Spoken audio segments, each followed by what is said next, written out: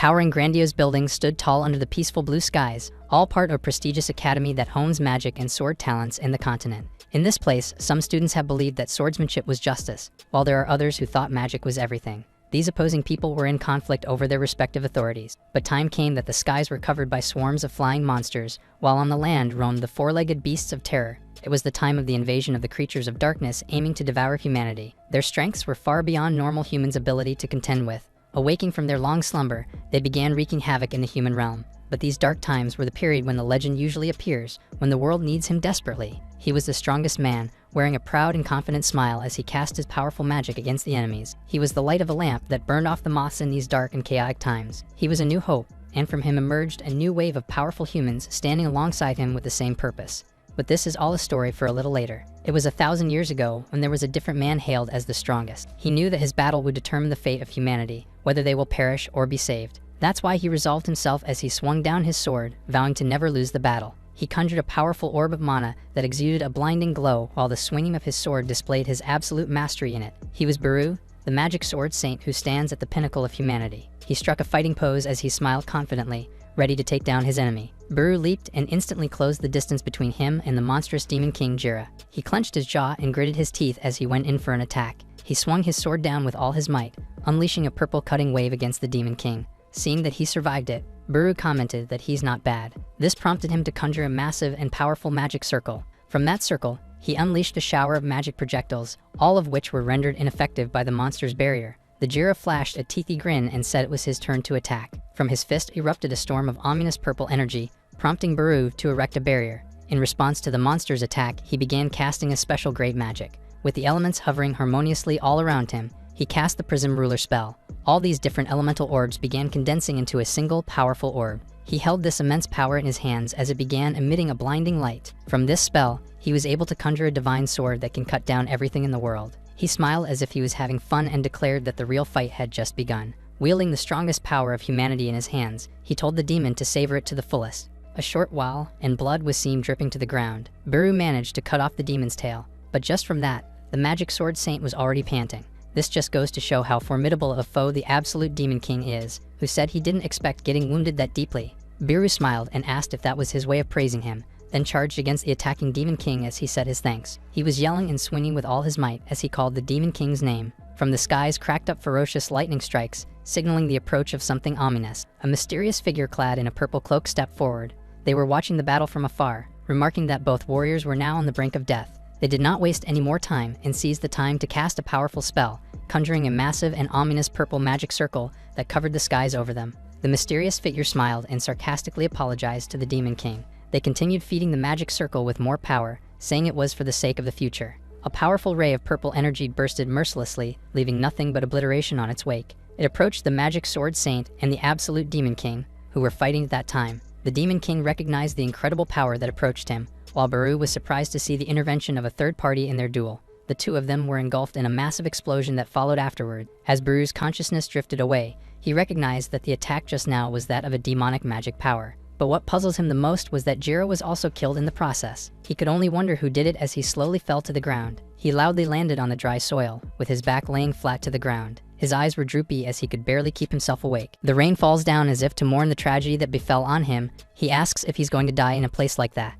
He laid down on the ground alongside Jira's lifeless body, wondering if humanity will be saved or perish. He raised his hand one last time, declaring that he stood on the pinnacle of humanity as the strongest magic sword saint. His last moments were full of regrets. He wanted to protect humanity until the very end. As his hands fell down, humanity had lost the very pillar that protected them. 1,000 years later, and the BULLIED Academy now stands as one of the most prestigious academies in the world. But like many normal schools, bullying is prevalent in this place as well. The bully balled his fist and gritted his teeth as he swung for a punch, sending the poor Dre to the ground, with which he let go of his magic book and sword. The bullies sarcastically checked up on him and told him that he was really weak and pathetic. With his hands on his hip, the bully gave him a look of disdain and called him a half-baked loser. He said that one is supposed to choose between magic and swordsmanship. That is because they need to dedicate their life to it and reach the pinnacle of their chosen path. The bully continued with his lecture, while Dre looked at him with a defiant gaze. The bully stepped on his sword and magic book, remarking on his attempt to learn both. It was irritating for the bully to see Dre suck at both fields. He grabbed his collar and called him an incompetent fool being presumptuous for even daring. But this treatment did not discourage Dre as he maintained his defiant gaze. He said that he idolizes the legendary magic sword saint who mastered both magic and swordsmanship.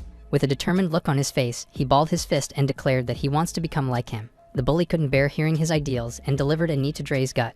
As he collapsed to the ground, the bully tried to collapse his dreams by saying that the magic sword saint was just a legend. He kicked him repeatedly and said it was impossible for humans. He gritted his teeth and told him to face reality, calling him trash. He sarcastically told him to hunt a big monster if he was serious about that kind of power. The bullies then left him, with the leader saying he could never do such a thing. But the undiscouraged Dre took his challenge seriously, saying he just needed to defeat a monster. The next day, he embarked on a journey to traverse the forest full of monsters. He was so determined, despite all the ridicule he received. He pulled out his sword, believing that all of his efforts will one day bear fruit. But now Dre was trembling in fear as he raised his sword to face a gigantic monster. His eyes widened in horror as he looked at the gargantuan enemy. The massive monster then lunged at him, while he stood still trembling in fear. The monster whipped out his sharp claws, ready to tear him apart. The weak Dre couldn't evade the attack and got hit in the torso, suffering severe damage. He collapsed on his knees, blood gushing from his grave wounds as he let go of his sword. The monster let out a loud roar, as if to celebrate his victory over Dre's body. He tried to crawl away, wondering if he's going to die in a place like that. The image of the legendary magic sword saint flashed in his mind as he neared his death. He thought that he wanted to become someone like him. Tears flowed down his eyes as he muttered that he wanted to be someone capable of protecting people. The skies seemed to have heard his pleas and opened its mercy on him, surprising the monster who was standing in there. From the skies descended a bright ray of light, further confusing the monster. It can be seen coming down on the academy grounds from Dre's distance, summoning a pillar of light from the statue of the magic sword in the BLADEMASTER Academy. In turn, Dre's lifeless body began glowing as the monster stood surprised. In an empty space, Buru was seen lying down on the ground. He woke up and squinted his eyes. He then looked up and scanned the place, asking what was going on. At the same time, Dre's body stood up and asked the same question, thinking he should be dead. But it turns out that Buru had possessed Dre's body as he was surprised upon seeing it. Seeing his grave injuries, he began healing his wounds using his magic power. But he then heard a deep growl from around, alerting him of a monster's presence. Seeing the monster drooling as it stood before him, he asked if it was his doing.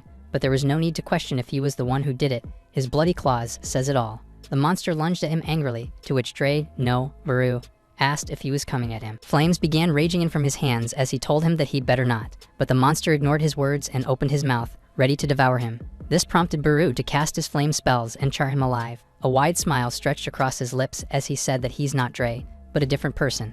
The monster fell to the ground, utterly scorched off, while Buru stood triumphantly. His eyebrows knitted as he looked up, wondering what to do next. He scratched his head and looked at the direction of the BLADEMASTER Academy, wondering what exactly happened to him. Buru and Dre's body sighed as he finally made it out of the forest. He then looked around, scanning the towering buildings as he remarked that it was quite a fancy city. His gazes were then averted as something had caught his attention. He laid their eyes on the residents who were in their refined clothing, as well as the bustling and beautiful cityscape of that place. He figured out that civilization has clearly advanced compared to the era he lived in. He looked down and heaved a sigh as he fell silent for a moment. He then looked up. Everything was just as he expected. He recalled his final battle with the Demon King, as well as the attack from the mysterious demon clan members. He knew that back then, he had certainly died. Being unable to fulfill his duty of protecting humanity, his soul was bound with regret for an unimaginably long time. But it was able to escape from that abyss and was tethered to this world. He continued walking as he was lost in thought, thinking about the progress of time in reality. He knew that it wouldn't be strange if several decades had already passed. He gripped the lining of his uniform, deducing that the owner of the body he's in is a student. He caressed his chin and thought that he'd be able to gather various information in the academy. He gazed towards the direction of the BLADEMASTER Academy, contemplating if he must go there. Inside was the towering stone monument of the academy erected over its fancy buildings. This academy is composed of two main departments. Swordsmanship and magic are the main courses taught here. They were hailed as one of the country's leading large-scale academies. Buru was seen walking aimlessly around the campus grounds, scanning the whole place. He then lifted his face and averted his eyes as he saw something that caught his attention. He looked at the towering stone monument with a statue underneath it, remarking on its impressiveness. He took a closer look at the statue, wondering who it was. He asked if it was made to honor that person being portrayed in the statue. But upon closer look, he was starting to feel that something is weird with this statue. Only then did he realize that the man portrayed in the statue was none other than himself. He immediately looked at the plaque below it, which reads, "The Legendary Sword Saint and Demon King Battlefield." That is when everything finally sank into him, that this place where the academy stands was that wasteland where he and the Demon King fought. His head was starting to hurt as he tried to process what he had just learned. But that wasn't all. The present was in store to surprise him as he overheard the two students' conversation. The face he made could never be painted when he heard that it has been 1,000 years since he defeated the Demon King. The two students continued with their gossip, unaware of how they unknowingly affected the subject of their conversation himself. He let out an exaggerated reaction over the fact that 1,000 years had passed and not just a few decades. He continued wondering why he suddenly woke up after 1,000 years. He held his hands up and wondered what happened to Dre's soul. And there's one more important thing he couldn't overlook as his face grew serious. It was the fact that he was not the one who defeated the Demon King. He looked down, wondering what had happened to the Demon Clan that killed both him and the Demon King. He turned his back on his monument, thinking that he needed to properly investigate. Suddenly, he heard footsteps approaching as they called to him, prompting him to turn. It was that trio of bullies again, wearing their repulsive smiles as they called him a half-baked one. But since he wasn't Dre himself, but Baru in the former's body, he was clueless and asked if they were talking to him. They confirmed to him that he was the one they were talking to and called him a fool for choosing both magic and swordsmanship. They then encircled him, saying they heard of his attempt of going to the forest to subjugate a monster. The clueless Baru in Dre's body asked who these people were. Suddenly, he was hit by a flash of information suddenly rushing through his head. He saw Dre's memories when he was bullied and assaulted, how their ridiculing of him made him go to the forest. He saw everything as he gritted his teeth. He grabbed the lining of his uniform, finally understanding what had happened to Dre. He learned that Dre had admired the magic sword saint so much that he wanted to be like him, and these people mocked him for that, leading to Dre getting seriously injured as he attempted to prove them wrong. And this matter isn't something he can just ignore. He closed one of his eyes and said that he remembered everything now. The bullies were confused, and their leader was furious with his sudden change in attitude. Baru embraced the identity of Dre Westgarden, a second-year student in the magic department. With this, Baru vowed to make Dre the man who will become the magic sword saint of this era.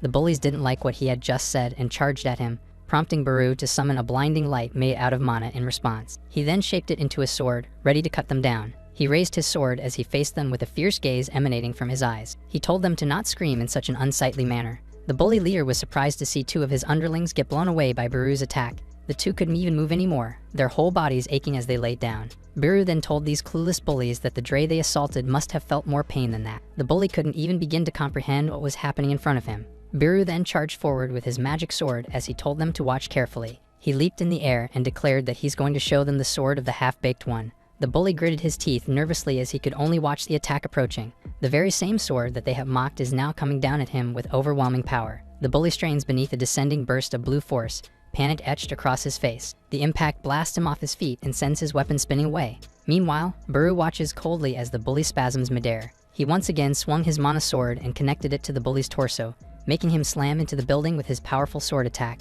Baru stood over the crumpled bully with a condensed blade of mana in hand and warned that this is him holding back. The bully was sweating and trembling while the tip of Baru's mana blade hovered by his temple. Baru stands over him with daylight calm, making it clear the bully would already be dead in real combat. The bully crumples into a whimpering crouch, arms over his head. Baru regards him in silence, eyes flat and unreadable. Judging the lesson sufficient, Baru heaved a sigh. He then turned away and let the blade fade, saying he'll let him off with that much. The bully trembles and stammers that this was Dre's chance for revenge, asking if it was over already. He rubs the back of his neck and says that he really does not get it. Baru says through Dre's mouth that if he went any further, it would make Dre sad. He lets a small smile show, adding that this is the kind of person Dre is. The bully slumps against the cracked wall, baffled and speechless. Baru learned that Dre Westgarden is the owner of this body, who shares the same family name as him. He continued walking and thought that he must be a descendant of the same bloodline. A golden bell tolls overhead, shimmering under the sunlight. It rings above the academy, sending students scrambling. An instructor claps sharply, ordering lunch break over and students to move to their next class. Hearing this, Baru mutters that being a student is tough.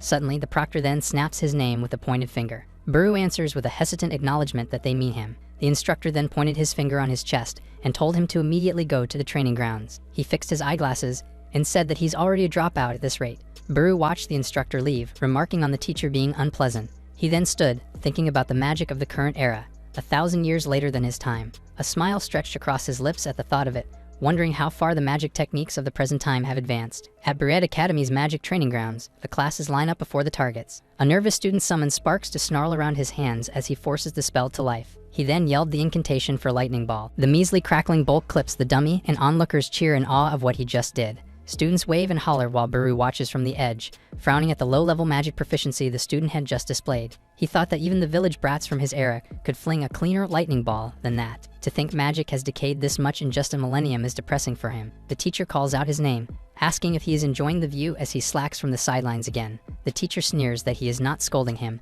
since he cannot even use beginner-level magic properly. The teacher mockingly adds that even if he wanted to join the class, he could not, while Dre smiles politely and asks the teacher what level of magic he can use. The teacher boasts that he can use every intermediate spell and even several advanced ones. He begins lecturing that magic is basically divided into tiers. First comes the beginner level. Next is the intermediate level. Above that lies the advanced tier. And at the apex is the rare special class. But Biru knew that back then, one had to master up to advanced just to be considered competent. Biru mutters that magic users have really gotten weak, prompting the teacher to snap in response. Smiling, Biru asks if the teacher would like to have a magic duel. He needles him, saying he wants to see his magic firsthand. The teacher bristles at the challenge, deeming him insolent. While polishing his glasses, he belittles Dre, insisting the gap in their abilities is obvious. He puts his glasses back on and accepts the duel, framing it as a lesson. Leaning in, the teacher vows to prove the outcome will be completely one-sided. With a menacing glare, he stresses that the massive disparity is between the two of them. The training grounds buzz as students gather to watch. The teacher faces off against Dre with a staff in his hand while onlookers gossip about the matchup. Dre stands calmly as murmurs spread that the teacher can wield advanced magic.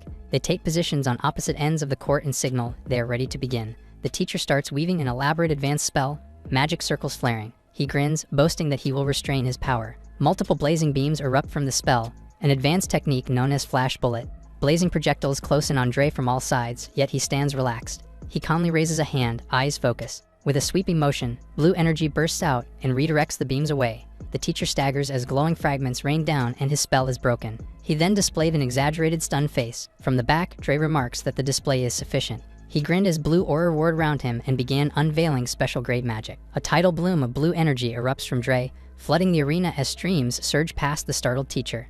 A smirk then stretched across his lips while intricate glowing runes wrap his arm, power humming. Dre shouts his verdict. There is an overwhelming gap between them, no contest at all. Biru cast a powerful special great magic, summoning immense and complicated magic circles, while the instructor stood before him with his jaws dropped as he deemed it impossible. Biru only smiled in response as he continued with his casting. An overwhelming bloom of bluish mana surged as he activated his Azure Slash. These waves of mana were then hurled towards the instructor's direction. The instructor was in utter surprise as he found his life still intact after witnessing such magic. Biru dispelled his magic and asked his rattled sensei about what was wrong. The students who were watching their duels had their mouths hanging, to which Biru said it was just a magic duel, and he wouldn't hit him with a special class magic. He then closed his eyes, telling him not to plan looking down on him again. He threw cold glares against the instructor, saying he might accidentally hit him if he did. This left the instructor in utter shock, dreading for his life as he heard his words. He then fixed his glasses, sweating profusely as he said he recognizes his skill. He gave him a serious stare as he began addressing the magic Biru had used, admitting the fact that it has surpassed the very own magic he himself had used. Hearing this, the audience of the duel couldn't believe that Dre's magic surpassed the teacher's. Biru flashed a satisfied smile through Dre's lips. He thought that there would now be fewer people mocking Dre, but the instructor wasn't done with him yet and called him. He caressed his chin and wore a curious look on his face, asking when did he gain such power. Hearing this, Biru realized that he is inside Dre's body,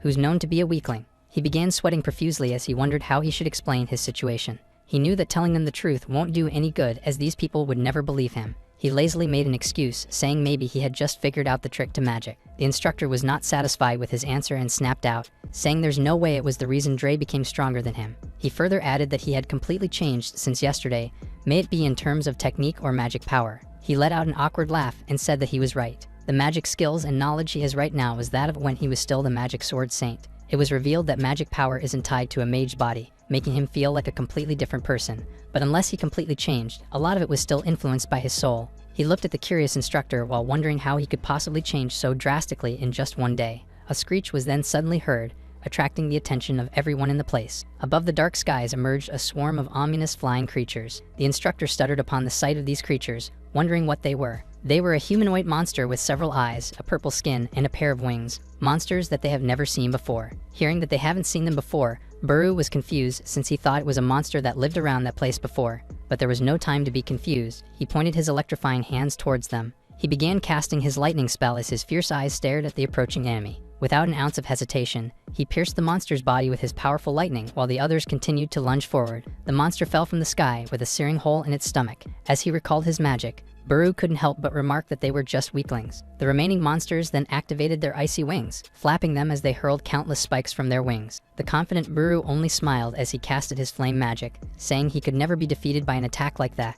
But he was then surprised upon seeing the students' reactions. They were running in fear. He wondered why they are so panicked like that, as a measly monster like that should be easy for them to deal with. His eyes widened in surprise to see that only the instructor was left to fend off these monsters. He realized that the abilities of the magicians have declined in this age. The instructor casted his flash bullet magic spell against the group of monsters. From the single ray of magic bullet bursted forth countless magic rays that bombarded the airborne enemies. The instructor proudly stood before his display of power as he raised his magic staff. Still, some monsters came out unscathed and were smiling provocatively at them instead. Buru looked at them, thinking that even a monster of that level is a considerable threat. But then he heard a young girl casting his fire spear from afar, catching his attention. Despite being scared, she stood her ground and tried to fend off the monsters. Still, her courage meant nothing if her spells couldn't harm the monsters. But still, Buru finds her courage commendable as he smiles in admiration. The monster was utterly enraged and screeched at her, scaring off the last bit of courage she had. Buru swiftly took action and stepped in, saving the girl from an inevitable death as he carried her away. He skid across the ground and eventually stopped as they are now out of danger's way. He said that her power would grow stronger if she trained hard, making her blush. Only then did she realize that it was Dre,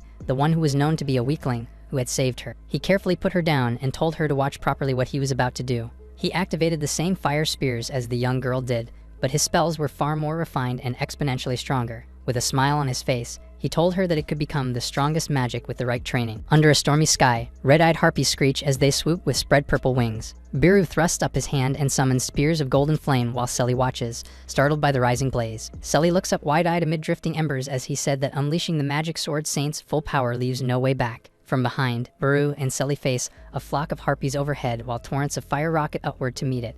A roaring fireball blossoms in the sky and blasts the creatures apart. Buru smiled as the flames swirled from his palm, saying that the magic of this era is different. Selly trembles with awe, hands clenched at her chest, as sparks glow around her. A harpy shrieks and dives toward them in a spinning rush. In the courtyard, the swooping monster bears down on Buru with flame ready in his hand while Selly stands behind him. Buru smiles confidently, noting the foe is closing the gap. The harpies plunge faster through the night as Buru reflects on limits even powerful mages have. One descends with talons poised over a calm Buru, while he explains there is always a brief opening when casting. Blue radiance surges between Buru's fingers as he said that closing in only works against an ordinary mage. He cleaves forward with his shining magic sword slash as a red-eyed harpy dives in. He smiles with quiet confidence while blue light gathers in his palm, saying he's far from ordinary. He drives off his back foot in a sharp lunge that scatters dust. A cross-shaped burst of azure energy flares from his hand as he creates a magic sword. From above, Buru darts across the courtyard with a glowing blade as a harpy swoops to meet him.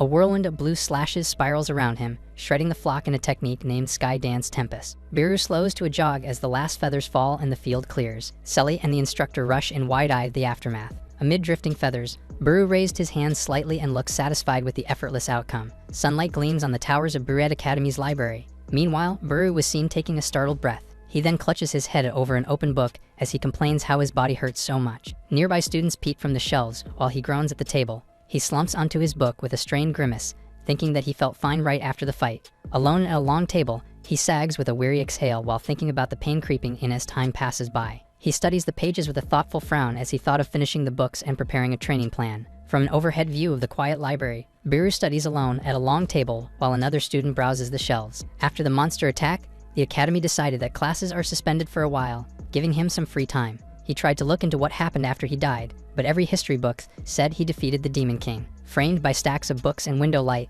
he steeples his hands and frowns, thinking the account feels wrong to him. It was said that the magic sword saint sacrificed himself to slay the Demon King, after which the demon race is pushed to the continent's edges. Buru strolls between white stone columns on campus as he recalls his own legend enduring for 1,000 years. He walks a corridor with hands in his pockets, thinking neither the Demon King nor the demon who killed him ever reappeared in history. It was said that they showed no signs of further attacks on humanity, making him wonder where the demons disappeared to. From behind, Buru scratches his head in frustration at a doorway, saying he still does not understand. He stops and looks to the side under clear daylight, reacting as if something just caught his attention. In the courtyard, the boy spots the red-haired girl practicing magic at the dummy range. It was Selly, distractedly checking her hands as her practice fizzled. He approaches with a smile, causing her to jump in surprise upon noticing him. She chuckles, remembering that the official magic grounds are closed until the monsters are cleared. Bowing deeply, she thanks him for saving her earlier, feeling regret that he vanished before she could thank him properly. They remembered the frantic instructor as the girl teases him about practicing swordsmanship too,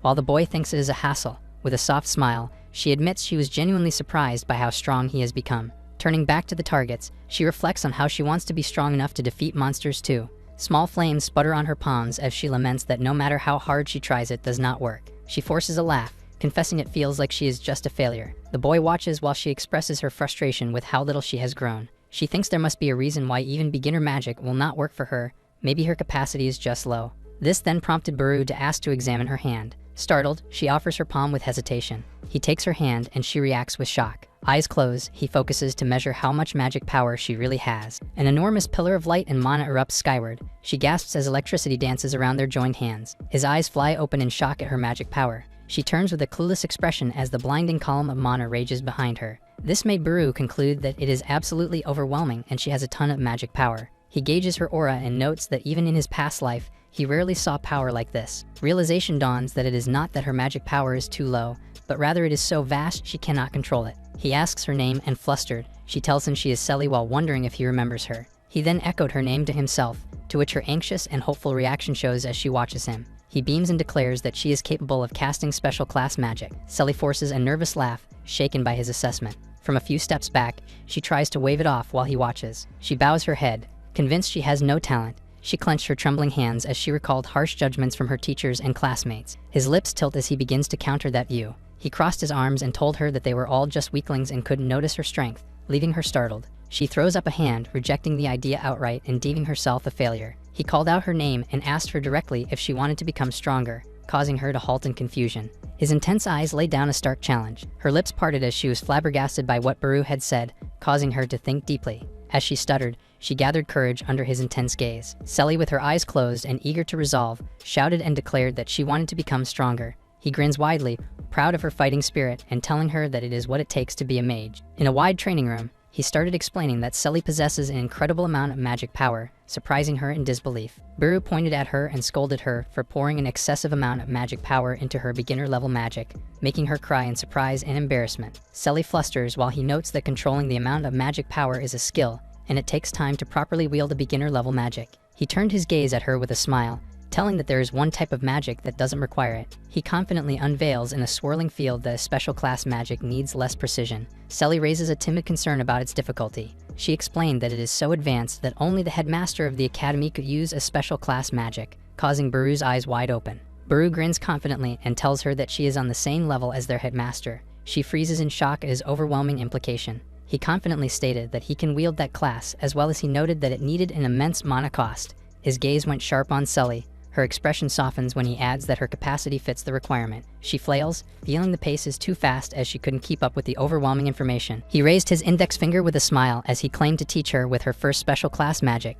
He leads her to begin, framing it as a simple first step, which made her weep in hesitant and disbelief. She watches him give her instructions as she couldn't believe that she's going along and learning special class magic. Selly doubts herself, thinking advanced magic is impossible if basics fail. A huge comedic boom follows into her thinking of what a special class magic is. She cringes in dizziness as she thinks about it. He jogs across the courtyard to set up a lesson. He selects a safe spot and introduces a simple fire-based special spell. Selly silently likens it to a basic fire spear. She wavers, doubting she can use a special class magic. She steadies herself and converts doubt into resolve. She strides forward with her hand raised in front, channeling the will to improve and become stronger. He observes her readiness with an approving look. Selly worries about collateral damage from the spell. She raises her arms toward the open courtyard, fretting over the surroundings. His eyes narrow, acknowledging that damage would normally occur. He surrounds himself with power and urges her to aim at him without restraint. His focused stare assures he will handle the aftermath. Standing on the opposite ends of the practice ground, he was surprised that Selly wasn't shaken anymore and ready to aim. Selly gathers blazing mana between her hands with steady focus. A torrent of flame races toward as she remembers his victory over the monsters earlier. Selly steels herself and declares she will trust Baru as flames surge around her. She stands on a blazing sigil while her power gathers around. Pillars of fire lance skyward, shaking the courtyard as Baru watches her. She holds her stance while the twin fire pillars keep climbing. A colossal golden gate materializes amid the heat behind her back as her eyes widen. Her eyes blaze with resolve as the gateway completes. The gate splits open and light bursts outward. The gate opened widely as a tidal rush of sun-like fire erupts from within. She thrusts her arm forward, invoking the name of Prominence Gate. Her eye widens as the torrent swells even larger. She turns her gaze and breathes that it truly is special class magic, and calls out to Baru. The roaring wave of flame hurtles toward Baru, but he stood unfazed as he welcomed to receive it. Baru grins with approval upon witnessing Selly's special level magic. He raises his hand and declares the spell tender elimination as blue energy engulfed Selly's fire. A lattice of ice surges up to contain the raging flames as Selly braces herself due to the magic force. The glacial dome locks tight around the inferno. She then gasps in awe at the sudden shield. The sphere settles between them as cool waves sweep the courtyard. Baru flickered his finger as the sphere dismantled and a small flame was left. She watches glittering shards drift down from the sky. Baru strolls over and remarks that trusting him was the right choice. She breathes as her lips parted in awe that she really did cast special class magic. Baru smiles and notes there is not a single trace of damage to the surroundings. Her cheeks flushed as she looks at him in surprise and asks who he really is. He shrugs it off with a wide smile, saying only her success at casting special class magic mattered. Selly exhales, the shock settling as she accepts what happened. She reflects aloud in awe that she truly cast special class magic while clenching her fist to her chest. She studies her hands, stunned that despite shaky control and calling herself a failure, she managed to do it.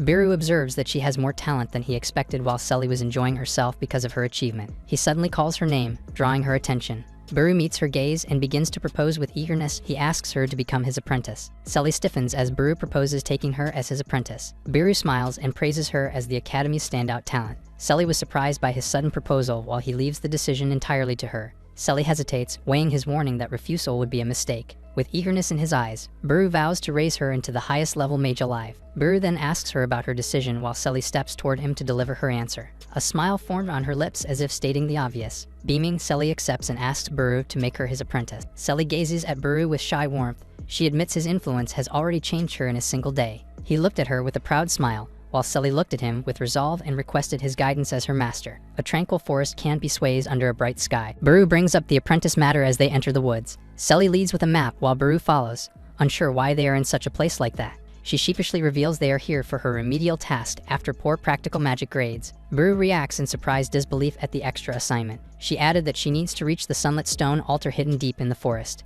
She then explains channeling magic into the altar's communication device as the assigned task. Selly infers Biru got the same assignment, and he responds with exasperation. While pushing through foliage, Selly admits she was told to finish quickly, but has not yet. Remembering the monster incident, Selly with a shy smile admits she was too scared to come alone. Biru notes that the classes were cancelled and wonders why she did not wait, making Selly flusteredly justify rushing. His brows furrowed as he thinks she is a bit clueless but decides she is safe while he is with her. Biru scratched his head as he frets about students who cannot even use beginner-level magic. As they cross a fallen log, Selly worries the weakest students could get hurt while Biru follows her lead. Removing the hanging vines, he cautioned that monsters could attack and cost her life. Selly answers that things have been fine so far as she looks ahead. They head deeper into the forest, while she explains the situation around the academy and the kingdom's monsters. She sighs deep and clutches her forehead, as she adds that most local monsters avoid humans and are weak. Biru narrows his eyes, doubting that claim. He knew that most monsters do attack humans, with only a few exceptions. Selly suddenly remembers a dangerous giant lizard near the academy and advises staying away from it.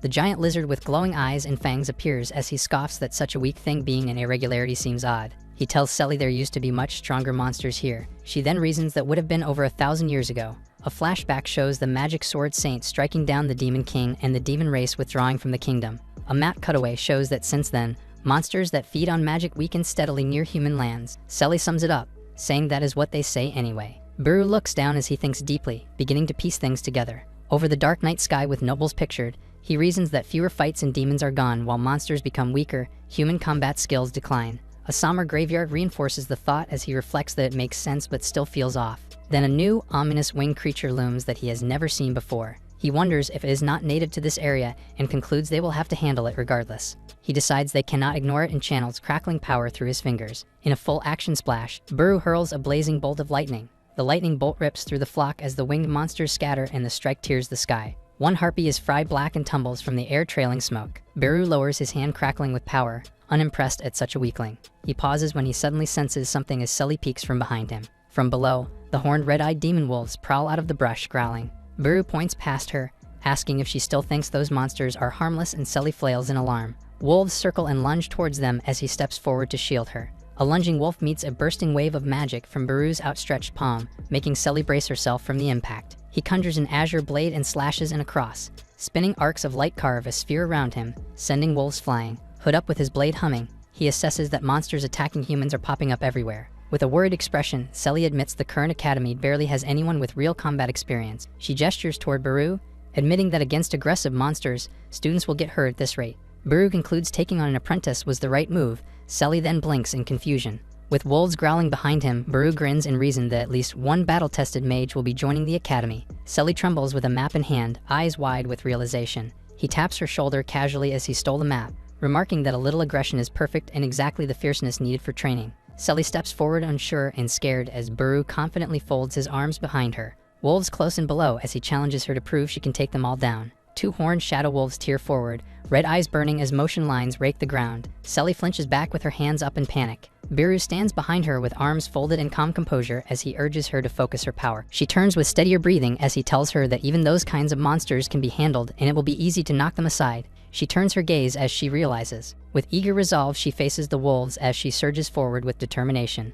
A magic circle blazes at her feet and twin walls of flame rise, hemming in the charging wolves as she insists she can do this. Celis eye lit and fierce. She casts Prominence Gate as a towering, door-shaped burst of fire erupts above and pours a sun-bright inferno down. The horned wolves are engulfed, their silhouettes writhing as flames lick fur and horns. The wolves become almost all fire, with only dark, dissolving shapes remaining inside the roaring blaze. The flames gutter out, leaving a scorched path as she lowers her hands toward the smoldering ground she just created. She spins around with flushed cheeks and sparkling eyes, overjoyed at having defeated a monster for the first time. Baru strolls up with a proud grin, praising her achievement as his apprentice. He explains gently that with more combat experience, she will learn to use more than just special class spells. He then added to gain control of her mana and handle it far more skillfully, while fresh paw prints appear nearby. He gestures to the tree line where more horned wolves fan out, calling it her first goal. She cries out in alarm as the pack lunges. A wolf snaps at his head, but he barely blinks as impact sparks flash around his calm face. He pivots and drives a glowing fist into a charging muzzle while other wolves slide in on clawed paws. In a barrage, his fists blur and multiple wolves are struck with rapid-fire blows. He lands in a crisp fighting stance, surrounded by reeling beasts yet perfectly composed. A horned black wolf charges, headlong with blazing red eyes and a rolling growl. Baru snatches one mid-rush, pivoting and keeping the beast overhead as his leg sides up in a brutal throw.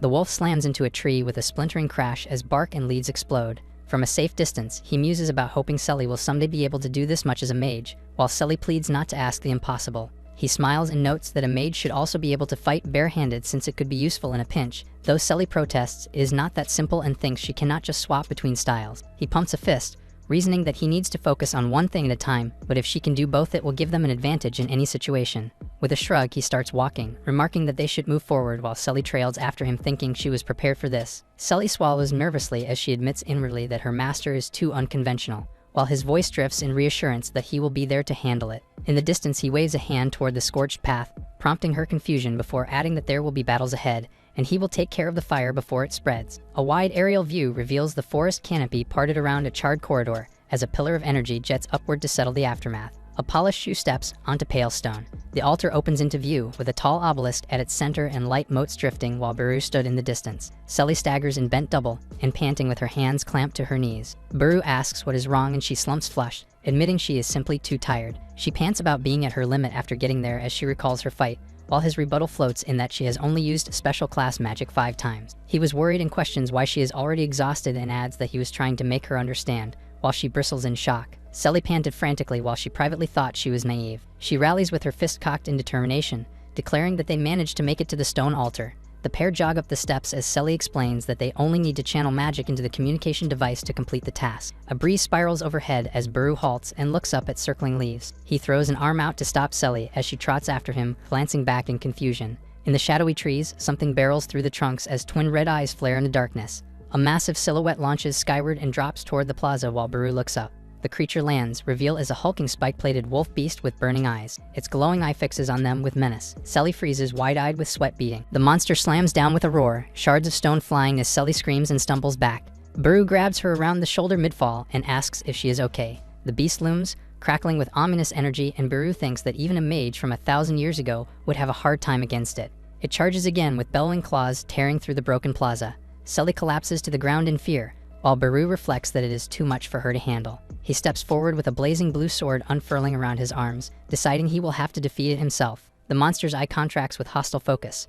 A green aura seizes broken slabs, lifting them while Baru readies power at range. He recognizes the tactic with calm confidence on his face. The plated wolf crouches and rockets forward wrapped in green force. Baru sprints, dodging sweeping energy and flying debris to pull its attention while calling out Sully. Suddenly something catches his eye. A cool, sideways glance signals a wordless suggestion to retreat. Firelit memories mingle with the present as the beast looms and Sully's choice hangs in the balance as the Prominence Gate appears behind her. Selly raises trembling hands and admits inward doubt. Her legs quiver above a glowing sigil as uncertainty gnaws at her. She steadies her breath, and resolve kindles in her gaze. With arms spread before the blazing gate, she refuses to retreat as resolve solidifies under her master's gaze. The beast snarls with bared fangs. It barrels ahead with green fields flinging stone like battering rams. A flare of blue light appeared, intent on giving his apprentice the chance to prove herself. He shears apart the incoming rubble with his blue sword, clearing space around her. With a fierce grin, he brushes off hesitation as debris drifts in his aura. He skids into a low stance, baiting the beast and signaling his partner to go all out. Selly steadies her resolve and commits to attack. A colossal fire mass erupts overhead as Selly unleashes her inferno toward the charging beast. A blazing explosion erupts as Selly unleashes her fiery magic against the black beast. The monstrous creature was swept away, screaming as flames consumed it.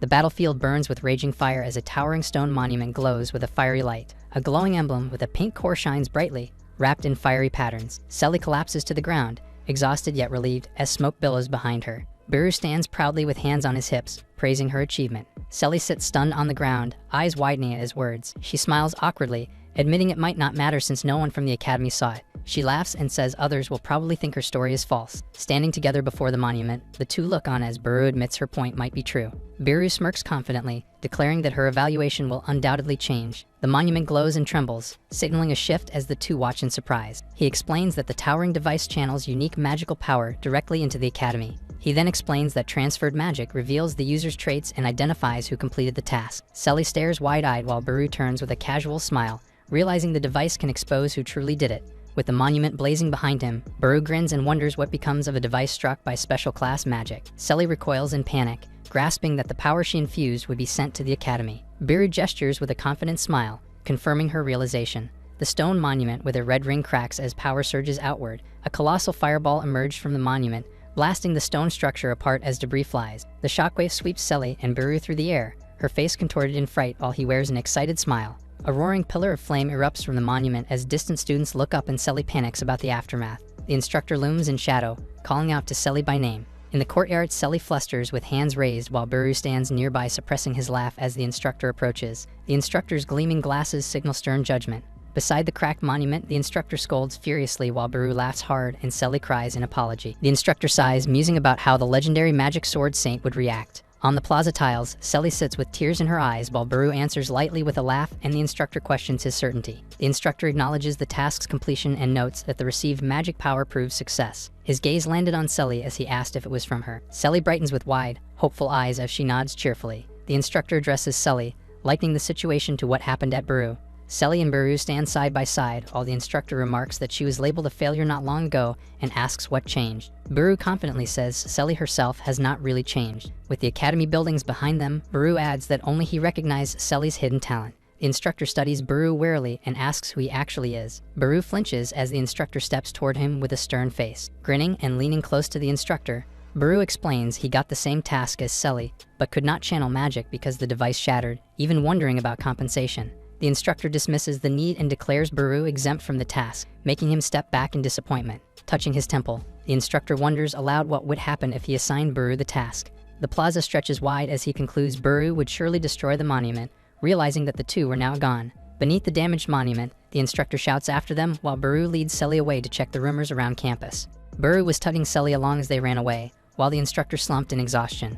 Two girls whisper that the person who defeated the academy's monster had enormous magic, while Buru stretches and Selly fidgets nearby. The gossipers point towards Selly, who shrinks in embarrassment as they recall she scorched the monument. Under a bright archway, students mill about campus and their good reputation begins to spread. Selly beams and blushes beside a thoughtful Buru and mentions feeling a bit out of place. Buru reacts cheerfully while asking her. Buru and Selly turn toward a noisy cluster of students gathered ahead, wondering about the commotion. A figure's polished shoes stride down the path as admiring girls watch from the sides with sparkles. The newcomer's uniformed torso and sword at his hip fill the frame while onlookers swoon behind him. A white-haired student confidently approaches and asks if Buru is the one named Dre. The three of them stand surrounded by curious classmates as Buru acknowledges his query. Selly hurriedly whispers to Buru and explains that the newcomer is a famed genius swordsman while Buru sets that aside. She then calls him a famous prodigy. Hand to chest, the white-haired student politely introduces himself as Flem, a third year from the swordsmanship department. With his eyes briefly closed, Flem notes there is a complicated circumstance. He extends a gloved hand toward Buru and requests a friendly spar, while Buru's brows furrowed upon hearing it. Smiling confidently, Flem reaches out while recognizing Baru as the much-talked-about mage who saved the academy. Flem approaches them, asking Baru to spar and acknowledging him as the widely talked-about figure. Baru stares with a doubtful look and questions the request. In the courtyard among watching students, Flem explains that the Supreme Swordsmanship Society is concerned about the monster attack and interested in the one who saved the academy. He recalls Baru before a wall of fire and flying shapes as the mage who defeated the monsters. Flem's serious expression conveys that he was ordered to prove his side's capability. He rubs his head awkwardly and remarks that the people behind him only care about preserving authority. Baru falls silent as his brows furrowed, while Sully watches him closely, with students reacting around them. Baru raises a finger as Sully tugs his sleeve in shock upon hearing him ask what the Supreme Swordsmanship Society is. Standing behind him, Sully hesitantly asks if she may explain. Facing forward, she says the Supreme Swordsmanship Society and the Central Magic Institute are the two institutions supporting the country. An emblem of crossed swords appears above a lineup of varied swordsmen as she describes the organization uniting the nation's sword users. A red crest with twin staves hovers above robed and masked magic users as she identifies the body overseeing mages. A robed man and an armored man glare at each other amid swirling smoke, while she notes both groups wield great power and have been in long conflict. Sully leans toward Baru and explains the feud centers on claims of whether magic or swordsmanship is superior, calling the dispute foolish. Baru gestures and says the dispute just depends on circumstances, complaining they keep fighting over it while Sully agrees with him. Shown thoughtfully, Sully admits the rivalry between mages and swordsmen has worsened things. With uniformed students gathered behind him, Flem asks Baru again to spar. Flem winks with a hopeful smile and says it would help him save face if Baru agreed. Baru accepts the request, leaving Flem momentarily surprised. Baru thinks the match could gauge the current state of swordsmanship. He admits he can't expect too much when facing modern mages. Walking along the stone path, Baru asks Flem if he truly bears the title of Genius Swordsman. Flem smiles modestly and says it isn't anything grand. Turning away with his sheathed sword at his hip, Flem adds he only practiced a bit more than others for about 3 days. Bathed in swirling mist, Flem declares that he simply loves swords. Sully leans toward Baru and whispers Flem is known around the academy as its strongest swordsman. As they stroll side by side, Sully warns that Baru should be careful around him. Baru smiles and tells her not to worry. With a confident grin, he told her not to worry. He smiled at her and said that her master ranks at the very top, beyond just the academy. BLADEMASTER Academy arena rises under a clear sky. Inside the arena, Flem leads the way while Baru remarks that he didn't know such a place existed at the academy. From the sandy arena floor, Baru notices girls on the bleachers waving to get his attention. Sully beams and energetically calls out to him while raising her hand high. The group of uniformed girls cheer for Flem and plead for him to look their way, casting Sully aside. Baru awkwardly smiles as Flem heads into the equipment room, where a student offers practice weapons. Flem lifts a wooden sword and says Baru may use magic however he wants, prompting him to ask. Baru grabs his own wooden sword and asks if Flem intends to avoid magic, adding he isn't interested in using it either. With a confident grin, Baru suggests settling things with pure swordsmanship. Flem replies coolly that he heard Baru is a mage. Baru twirls the wooden blade and explains he can use magic, but doesn't really consider himself a mage. Flem narrows his eyes and acknowledges it with a brief response. Walking ahead toward the arena, Flem leaves while Baru mutters about his attitude. Baru startles with eyes widening as a thought strikes him. He reflects that people nowadays usually choose either magic or swordsmanship. Flem stands amid swirling energy with his wooden sword as Baru suspects. He looks down on those who choose magic. Baru remembers fighting monsters with sword techniques and worries he gave the wrong impression. Composed again, he declares pride in his swordsmanship and apologizes for the confusion. Flem watches quietly, his face calm and unreadable. Blue energy wraps around Baru as he vows that crossing swords will show the pride he carries. Wrapped in blue energy, Baru raises his wooden sword and demands that it be proven. Flem, eyes sharp against a violet haze, asked him to show his swordsmanship. The two face each other with auras swirling as Flem continues to show Baru's swordsmanship as for someone who also uses magic. Flem states they will begin on a count of 3. Baru then acknowledges the plan. Flem lowered into a ready stance as he started the countdown. The girls on the bleachers react excitedly while Sully watches wide-eyed. Baru steadies his gaze as the countdown ends. A foot kicks off the dusty ground, leaving wind streaks behind. Flem charges forward, blue eyes blazing beside a burst of light. He slams down with a wooden blade as Baru blocks, sending shockwaves and purple bursts across the arena. Airborne with debris flicking past, Flem exclaims that his blow was blocked. Amid sweeping arcs of force, Baru's counter makes Flem admit his attack was halted. Their wooden swords grind to a halt between them as Flem says the strike has been completely stopped. Flem tightens his stance and says he'll follow up. He unleashes wide glowing slashes that crisscross the arena, challenging Baru with a fiercer assault. Baru stands steady on a cracked, dust-filled floor with calm focus and raised blade. Flem stares wide-eyed and stammers in disbelief. Facing Baru across the ring, Flem acknowledges his refined skill and notes that he also wields magic. Flem dashes in while he's drawing a conclusion and preparing another swing. He lifts the wooden blade overhead with a fierce glare, ready to strike. Flem slips past as a blue arc whips by Baru's side. Flem staggers and looks back with a pained, sweaty expression. As an ethereal image of an armored hero and another vision of Baru hover above, Flem compares Baru's unstoppable presence to a legendary magic sword saint. Baru smiles and tells Flem he isn't bad, while Flem braces himself on one knee. Baru raises a splintered piece of his wooden sword as fragments fall, saying this fight feels the best he's had in a while. A shattered wooden hilt spins through the arena air with splinters flying as Baru announces that from here on things escalate. He stands amid scattered fragments and reaches upward toward a falling shard with a steady gaze. Wreathed in blue energy, Baru grins and clenches his fist, declaring that there will be no holding back and they should go all in.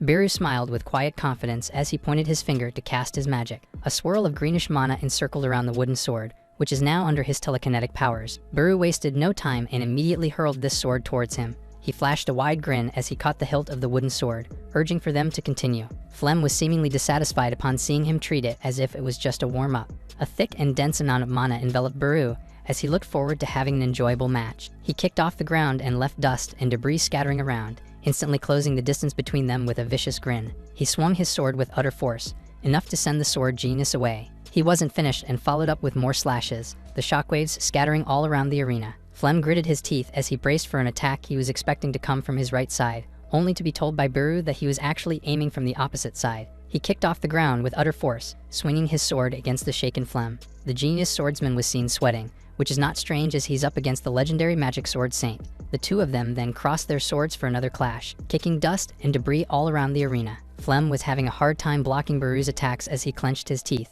The magic sword saint in Dre's body remarked on Flem's tenacity despite him not holding back. He continued swinging his sword to test the so-called sword genius of this age. He leaped and planned a sneak attack, while Baru deemed him comparable to the great swordsman at his age. Flem was actually talented enough to make him struggle inside Dre's weak body. Meanwhile, the avid cheerers from earlier, including Sully, all fell silent in awe of their duel. Baru looked at his wooden sword, noticing a small crack on its blade. He raised it up and remarked on it being too fragile. Flem responded and said that his attacks were just too strong. Flem stands with a wooden sword and says he needs to apologize to Baru. With a stern expression, Flem admits the swordsmanship before him is genuine and apologizes for doubting it. Grinning, Baru tells Flem he finds his conscientious nature agreeable. Flem relaxes slightly and thanks him. Baru raises his hand and says that after crossing swords seriously, Flem can address him by name. Flem smiles awkwardly while blue energy flares around Baru and calls him an intimidating junior. Flem steadies his wooden sword and says he understands. He raises his voice to Baru, proposing they finish the bout before the practice blade gives out. Baru flashes a confident smile and says that is exactly what he wants, addressing his senior. The two face each other across the arena floor, with wooden swords ready. Power surges around Flem's blade as he declares he will fight with everything he has. Flem unleashes his secret technique, sending sweeping violet slashes across the arena. The ground erupts with streaking purple arcs and flying debris. The attack blossoms into a blinding burst shaped like layered petals of light. Baru stands firm before the writhing lattice of violet trails and remarks that it surpasses student level. He suddenly sprints forward, kicking up dust despite the oncoming barrage. Multiple afterimages of Baru weave through the purple mesh as he pushes on, determined to read the attack. Baru surges forward through violet trails with a fierce glare and his wooden sword ready. Twin white streaks scrape the dusty ground beside his wooden sword. Baru drives his practice blade toward Flem's neck as the two stare each other down. Grinning sharply, Baru admits he can't claim the Sword Saint title. Flem steps back with one hand raised and repeats the title thoughtfully as his wooden sword fell. Fragments of a wooden sword scatter across the arena floor. Flem smiles wearily with sweat beading and says he has faced a Sword Saint. Baru plants a hand on his hip while Sully rushes in and cheering his effort while he was about to thank her. He was suddenly cut off. The cheering girl students cried out for Flem with excitement as Baru stumbles in surprise. A crowd swarms Flem with praise while he lifts both hands modestly. Watching from the side, Baru and Sully share awkward and amused expressions. Flem turning to wave to the girls while Baru and Sully stand in the distance. Flem offered his hand and thanked Baru and called the duel a good match. Baru accepted Flem's hand while returning the acknowledgement. Flem looks at him as Baru brings up orders from a swordsmanship society to defeat him. Smiling wryly, Flem remarks that the Supreme Swordsmanship Society will be upset if news spreads that he lost in swordplay to a magic user. Flem lifts both hands with a rueful smile, saying he may even be expelled from the Swordsmanship Society. Baru rubs his head and remarks that stoking conflict between magic and swordplay is foolish. Sully appears as a purple silhouette shrouded in gloom, wondering what Baru is planning. Grinning brightly, Baru announces he'll make it himself while Sully yelps in alarm beside him. From across the arena, Flem asks what he will create and Baru answers that it's a faction as Sully doubles over. Flem's eyes widen and he voices a startled reaction. Biru's confident smile accompanies his line that mage or swordsman doesn't matter for a new faction. Bathed in radiant light, Biru stands proudly between Flem and Selly and vows to be the one to create it. Morning light pours through a dorm window onto a sleeping boy while bird chirp sounds drift outside. Biru blinks awake on the pillow, rubbing his forehead with a drowsy murmur. He sits up in a sparse, sunlit room and stretches beside the bright window. At the sink, he studies his reflection and notes that days have passed since taking over Dre's body. Shrugging into his uniform coat, he observes there's still no sign of Dre's soul and readies for a new day. Seated on a park bench, he munches on bread and begins a hesitant thought. Under a wide blue sky, he reflects on the flurry of events since waking after a millennium while crumpling the wrapper in his hand. Wandering a school hallway lined with doors, he admits that even finding his own room was a hassle. On the campus path, uniformed students bustle about as he notes that classes resume.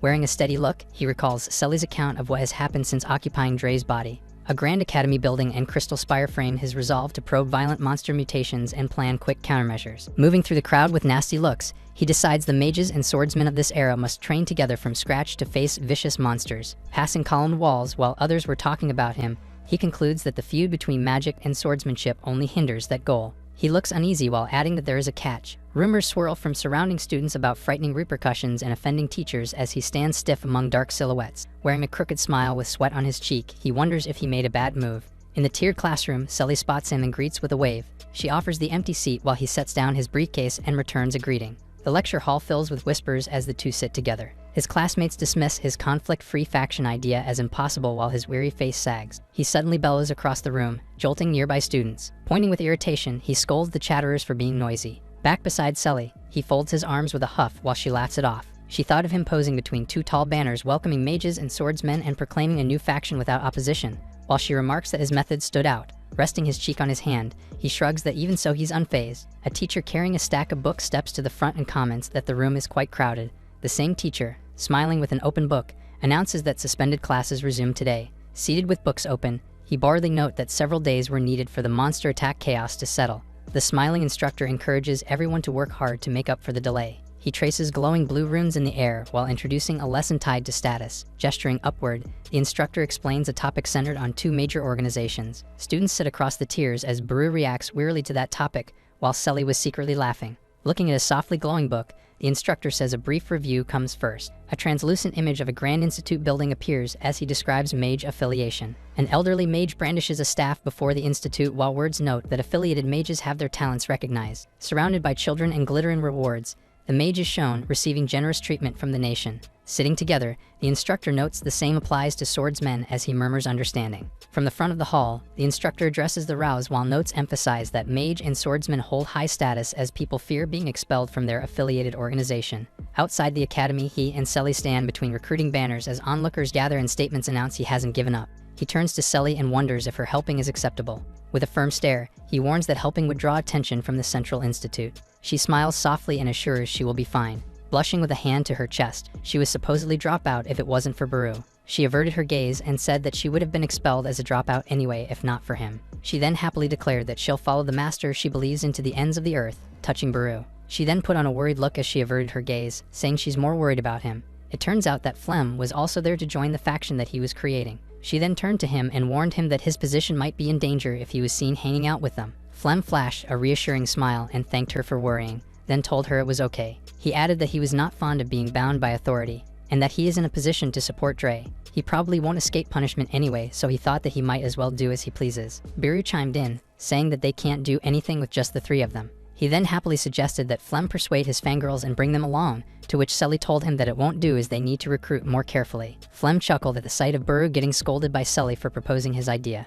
Then, a man stepped in and called them out, prompting the three of them to turn around. Biru thought that there finally were students wanting to join his faction, but he was utterly mistaken. It was a group of seemingly high-level mages, far from the level of a measly student mage. The leader then threw dagger stares at him as he spoke with authority and command, saying that their actions were deemed to have a negative influence on the academy. He then revealed that they were to escort the three of them as the principal was calling for them. One woman from their group grabbed Selly and made her panic, prompting Biru to urge her to calm down. The mages who came to escort Flem were seemingly hesitant as he was an honor student. Biru then heaved an exasperated sigh and said it was a good opportunity. He obediently complied as the mages began escorting him inside the academy. With a wide grin on his face, he was looking forward to seeing the face of this academy's top. Sunlight streams through the office window as the three of them and staff face the stern elder seated behind a large desk amid banners and bookshelves. Biru strides forward with a steady look while Flem remains cool and Sully reacts in fear. The bearded elder thanks everyone for coming, fingers resting near a jeweled ring. Still seated with clasped hands, he introduces himself as Rudo.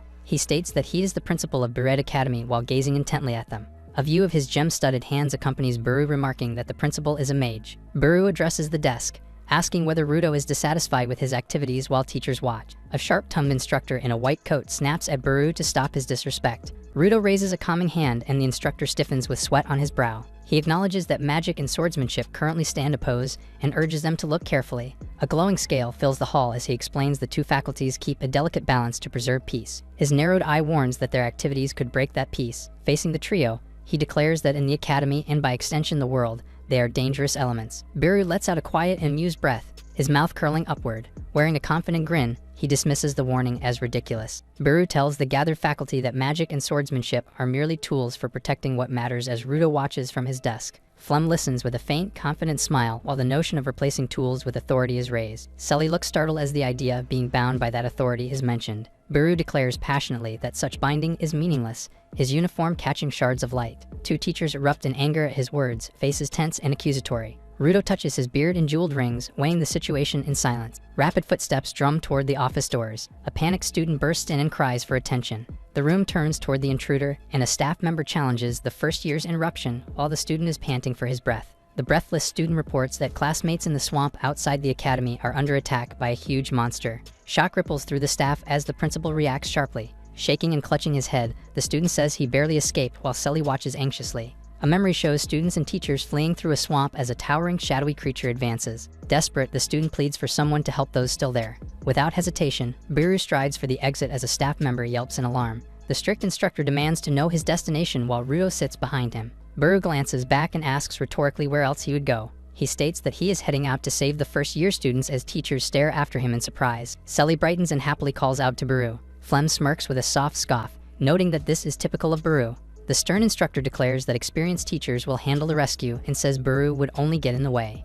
Biru asserts that no teacher here is stronger than him and that he should go. The instructor yells at him to stop being arrogant and orders him to stay and reflect. Biru calls after him while he rubs his head, calm and unbothered. Biru coolly challenges the idea that authority matters more than students' lives as blue energy gathers around him. Eyes blazing, Biru declares the instructor unfit to teach. The instructor freezes with a shocked, speechless look. A robed elder steps forward, saying he understands that feeling all too well. The bespectacled elder drapes an arm over Biru's shoulder and admits irritation at the boy's attitude. He adds that regardless, he will vouch for Biru, which made them all shock. With eagerness, he calls him the strongest in the academy, leaving Biru wide-eyed in surprise. His eyes narrowed as he stresses that Biru surpasses even the teachers present.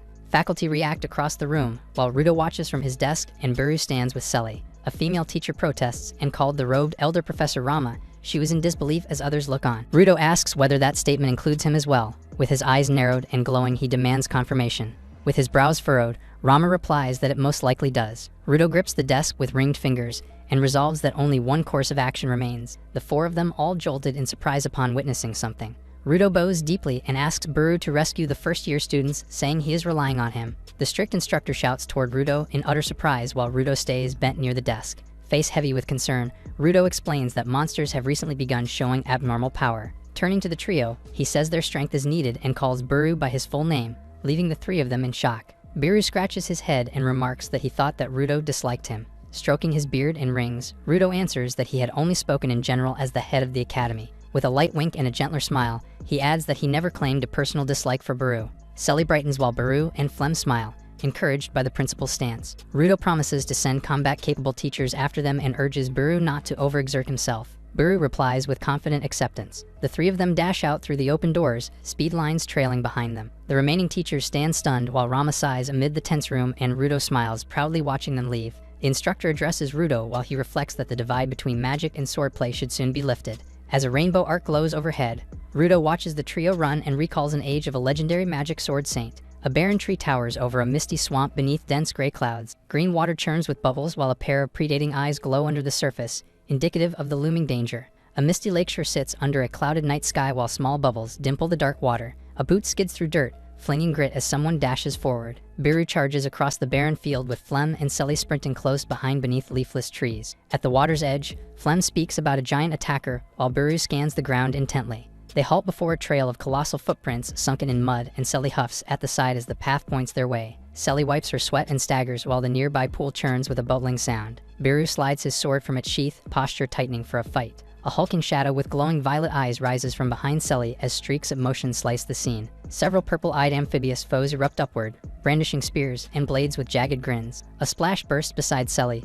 who turns wide-eyed in alarm. Biru cleaves through lunging limbs while reminding Flem not to let his guard down as Sully recoils on the ground. Flem answers with steady resolve as he slashes the monster in front of him. Screeching fishmen charge from the shore, one slashing a sword toward the group. The trio sets their stance together on the bank while more scaled attackers surge from the water. Flem meets a fisherman's swing with a steady parry and an unblinking stare. A purple streak tears across the monsters, pitching scaled attackers backward. He sets both hands on his hilt, and with a brief apology, gathers winded momentum around him. Twin radiant arcs cross before him, blasting fishmen and their limbs outward. Eyes sharpened, he remarks that he can't stay here long. Biru and Sully watch in awe and praise his skill, expecting it from the genius swordsman. Smiling modestly, he asks them not to use that lofty title and claims Biru's swordplay surpasses his. A spear-wielding fishman erupts from the splashing water, shrieking as it charges. Flem's narrowed eye glints as he adds a terse qualifier. He stood confidently and whirls in a luminous circle as his foe tumbled away. With a gentle smile, he promises to do everything he can for the Academy students. Biru calls out to Sully while she looks up expectantly. The pair joke about how cool he is as he stands behind them with a bashful grin. Biru turns serious, insisting this isn't the time for jokes.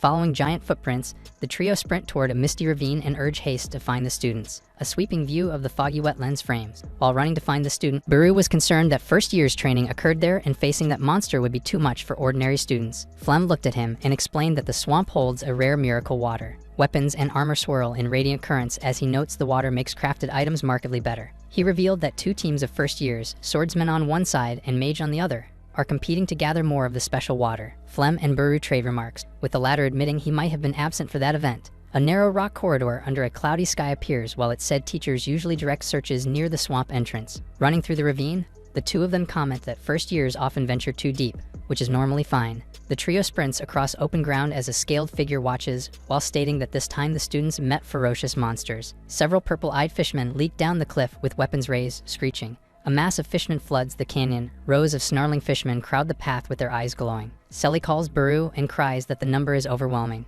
Biru charges ahead with determination while Flem warns him that his plan is reckless. He dashes forward with a confident grin, holding his sword as blue energy flares around him. He leapt forward and slashed the monsters that were on their path. A surge of power bursts from his sword as he slashes through the surrounding monsters. He raises his glowing hand toward an approaching creature with purple eyes, and a massive explosion of golden lightning erupts, blasting back the monsters. Smoke and crackling electricity linger in the aftermath as the surviving monsters look on in fear, while he spins through the air, cutting down the enemies that surround him. With fierce focus, he swings his sword downward in a powerful strike against the monsters as one of the creatures snarls angrily and prepares to counterattack. He flips upside down midair, pressing his hand onto a glowing blue magic circle as monsters gather below, and a monster recoils in shock as icy spikes erupt from the ground. Jagged pillars of ice rise and impale the monsters, while the Biru lands firmly with a hardened expression. Flem smiles confidently while Sully looks shocked as they stand together. A fiery blaze engulfs Biru's sword as monsters rush toward him. Surrounded by flames, Biru lifts his sword high and charges with fierce determination. A massive fiery explosion bursts outward, consuming everything in its path. Biru stands before the scorched battlefield with flames still burning around him. Biru sheathes his sword with a relieved expression as Flem and Sully approach from behind. He then turns with a bright grin, asking if they can now move forward. A dark mist swirls above as 2 frightened students run while screaming for help. A towering figure with glowing green eyes slams down, scattering water and sending the students flying. The massive figure looms with its glowing eyes and horned mast, exuding a menacing presence. The creature lets out a deafening roar, shaking the surroundings with its fury. A rocky ravine with leafless trees shudders as rumbling sweeps across the dark sky. 3 uniformed students run through swirling dust, one gripping a staff while panting hard. A frightened boy looks back while a girl stares ahead wide-eyed, shouting about a giant and urging others to look. The group reaches a circular cliff wall, dotted with small pools, and realizes they are trapped with no way out. A massive barefoot slams down behind the scared staff bearer. The students stumble as their legs quake in fear, while the staff bearer looks behind. A hulking figure with a wooden mask and glowing green eyes towers over them, making them scream in fear, while the girl below trembles in denial as the monster leans forward. The girl screams as the giant's enormous weapon descends toward him, but Buru rushes in and meets the blow with his sword, blue sparks bursting on impact as the students flinch. The students stare upward in shock while the masked creature grins with luminous eyes. Buru faces the looming giant with his blade in hand and tells it that it is getting too wild. Selly steadies a bandaged classmate while others help the wounded in the ravine and notes those from the swamp suffered only minor injuries. While grinning, Buru lifts his blades and says they just need to deal with the culprit to finish the matter. The masked giant roars with glowing green eyes and a toothy grin. The monster then hammers down as Buru deflects with flashing steel and a shockwave of debris. Two students watch wide-eyed and remark that he is easily turning aside the giant's attacks. The boastful boy laughs that swordsman trump mages here, while the two students look in annoyance. Breathing hard, Buru swings once more. The giant looms to strike. He faces the students and lowers his weapon with a metallic clack while nearby students sweat. Buru rebukes the smug boy, dismissing his claim, and the smug boy looks baffled and mutters in confusion. A massive weapon tears toward the group as Buru declares that swordsmanship or magic makes no difference. A shimmering barrier erupts as he raises one arm to halt the charging giant. With a sharp look, he explains that what matters is solving the problem with whatever is at hand. The surrounding students recoil in shock and cry out that he used magic. Standing before the glowing barrier, he says inexperience is more reason to combine blades and magic. Pointing at the loud boy, he orders him to listen and promises to teach cooperative fighting while telling him to learn skills before acting like a leader. Buru gestures toward the shimmering barrier that holds back the green-eyed giant as he calls out Flem and leaves the fight on him. Flem darts behind the monster with a fierce stare. He streaks past the towering giant, blades and motion lines cutting through the air as the monster swings, his eyes sharpened in focus. While the giant recoiled with red slashes across its body, the giant drives a heavy blow downward and Flem strains to hold it off with a pained grunt. Flem then skids beside a puddle, while Buru tells the watching group that even a prodigy struggles to evade the giant's attacks. He snaps his fingers and says that help from magic will change the situation. A glowing purple ring binds the giant's waist as power gathers. The restrained monster roars while he explains that limiting its movement is the plan. With the restraints swirling around the monster, Flem slips to the giant's side and begins a secret technique. Wrapped in a burst of violet energy, he unleashes his infinite flash technique and rapid strikes swirled around him. The giant strains against the restraint as the purple slashes swirl around its body while Buru explains to the group that this is how they make an opening. The towering monster is nicked with red lines, then water erupts in a wide splash as the toppled giant hits the swamp and Flem stands poised with his sword. Selly runs towards them and reports that the injured are treated and evacuation has begun. Buru acknowledges her with a relaxed smile while Flem exhales in relief and urges them to head back soon. Looking uneasy, Selly asks if the fallen being is the rumored giant. With the monster's face in the foreground, the group listens as she says its two clubs reminded her of something. Touching her chin, she brings up a local legend about the swamp and a mist giant holding two massive clubs amid simple desert motifs. Buru repeats the name thoughtfully while considering her words, and she continues that this mist giant was reputed to be an untouchable tyrant of the swamp. Buru glances at Flem and observes that today's foes seem to fall surprisingly easily. Suddenly, a club rises through swirling violet energy. Startled, the trio flinch in shock upon witnessing it, and purple shockwaves erupt as the giant surges back up and Buru warns everyone that something is wrong and to stay careful. The masked giant grimaces with a glowing green eye as violet energy crackles with both wooden clubs lift together, wrapped in a surge of purple aura. The giant barrels forward inside a swelling violet wave that rips along the ground. The brown-haired girl gapes in alarm while another student sprints behind him, while the black-haired boy rushes forward, demanding to know what is happening. A column of mist bursts from the swamp as the glowing-eyed giant lies spread out on the water. The creature's wooden face tilts upward with circular eyes shining, and purple power gushes from its body as it rises and fog billows outward. A single red eye glares from a hole in the white mist with jagged purple lines around it, while Flem covers his mouth, judging the haze harmless and wondering if it's only mist while two classmates flinch behind him. Lost in the fog, Selly says in alarm that she can't see while Buru warns the others to watch out. With an ominous cue, the red-eyed giant rockets toward Buru, purple aura blazing around its charge. It then unleashed a powerful attack against him, to which he struggled to block. He gritted his teeth as he looked forward to the enemy, visibly challenged in the duel. The monster stood before him ready for another confrontation as round 2 was about to begin. Gritting his teeth, Buru raises his blade against a crashing force of the monster's wooden club. The towering, red-eyed giant surges through a cloudburst while Buru braces with sword in hand. The grinning brute looms forward as Buru steadies himself amid flying debris. He narrows his eyes at the foe, noting that its movements have changed from earlier. Sword at the ready, he studies the hulking creature across a dust-filled clearing. The monster looked at him with purple aura, while Buru deemed it as the strongest he has faced in this era. Jagged teeth puff cold vapor as the creature exhales thick mist. A bloodshot red eye glares while a guttural growl swells. The giant slams down with a burst of purple energy, sending Buru skidding as he wonders if it's drawing strength from the mist. Rolling fog blankets the rocky valley while he concedes there are too many sources to halt. The wooden-masked face peers through the haze with crazed, glowing eyes. The monster vanishes inside the mist as Biru stiffens in alarm. He announces that the giant is out of sight and urges caution, and Selly answers nervously while the others prepare behind him. Selly says she'll be careful as the grinning, mist-wreathed giant hurtles past behind her, jolting the student on her back. Biru thrusts out his hand to activate his build rock magic. It then slams directly into the giant's body, while the others flinch and brace themselves. Seizing the opening, Flem launches toward the blazing rupture on the giant's chest. Hanging in the air with his blade poised, he tells the creature to stop hunting his juniors. His sword cuts a bright arc across the monster's wooden face as he rushes by. The wounded giant roars and pounds the ground, and Flem steadies himself as tall veils of mist surge up around him. With his brows furrowed, he notes the foe has hidden again. While Biru identifies it as the mist giant of legend and Selly admits shock at encountering such a monster. Biru reflects on a long-lived beast that has recently begun rampaging with a sharp gaze. He then asks Selly how the tale describes it. Selly explains that the mist giant was feared as the swamp's tyrant and was believed to have been defeated by powerful mages. Standing amid fog, Biru says he's starting to understand, arguing the real giant differed from the story and likely barely survived. The grinning giant lies low as he deduces that it has been sleeping somewhere in the swamp. Biru speaks about the giant while ominous silhouettes of other fierce monsters loom behind him, deeming it related to the giant's awakening.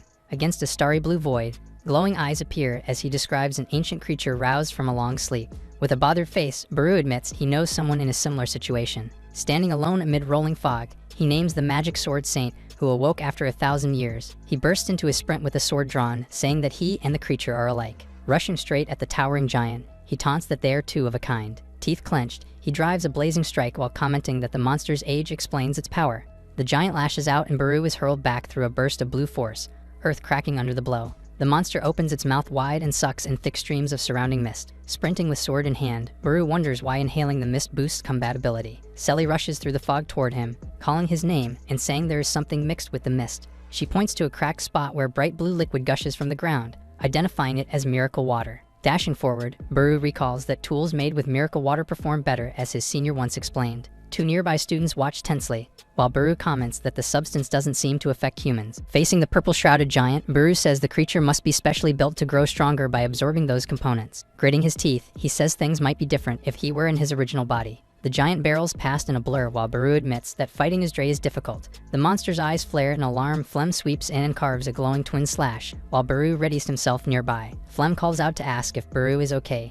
Biru replies with an apology and asks Flem to keep the monster busy for a moment. Holding his sword upright as orange fire ignites along it, he announces he will use a trump card. Flames spiral across the ground, encircling him in a blazing ring. A massive, ornate gate with golden emblems rises behind him amid the roaring fire. With the mist cleared, Selly and classmates gape and identify the structure as a prominence gate. Striding before the open fiery doorway, Biru says this is a superior version of that magic. Biru gazes up amid embers and says that among special class magic, this one counts as a secret technique. A colossal figure of living flame erupts from the gate as he names the spell Prominence Advent. Selly jolts in shock, eyes wide and mouth open. Biru caught Flem's attention upon summoning it, while the giant lunged forward at him, while Biru explained that Prominence Gate originally borrowed fire from another dimension. Under a rain of burning sparks, the giant looks forward, while Flem evades from the battlefield as Biru states he has summoned a portion of that being. The blazing avatar dives toward the giant and Biru asserts that its appearance guarantees their victory. The wood-masked monster bellows, shrouded in a violent purple aura.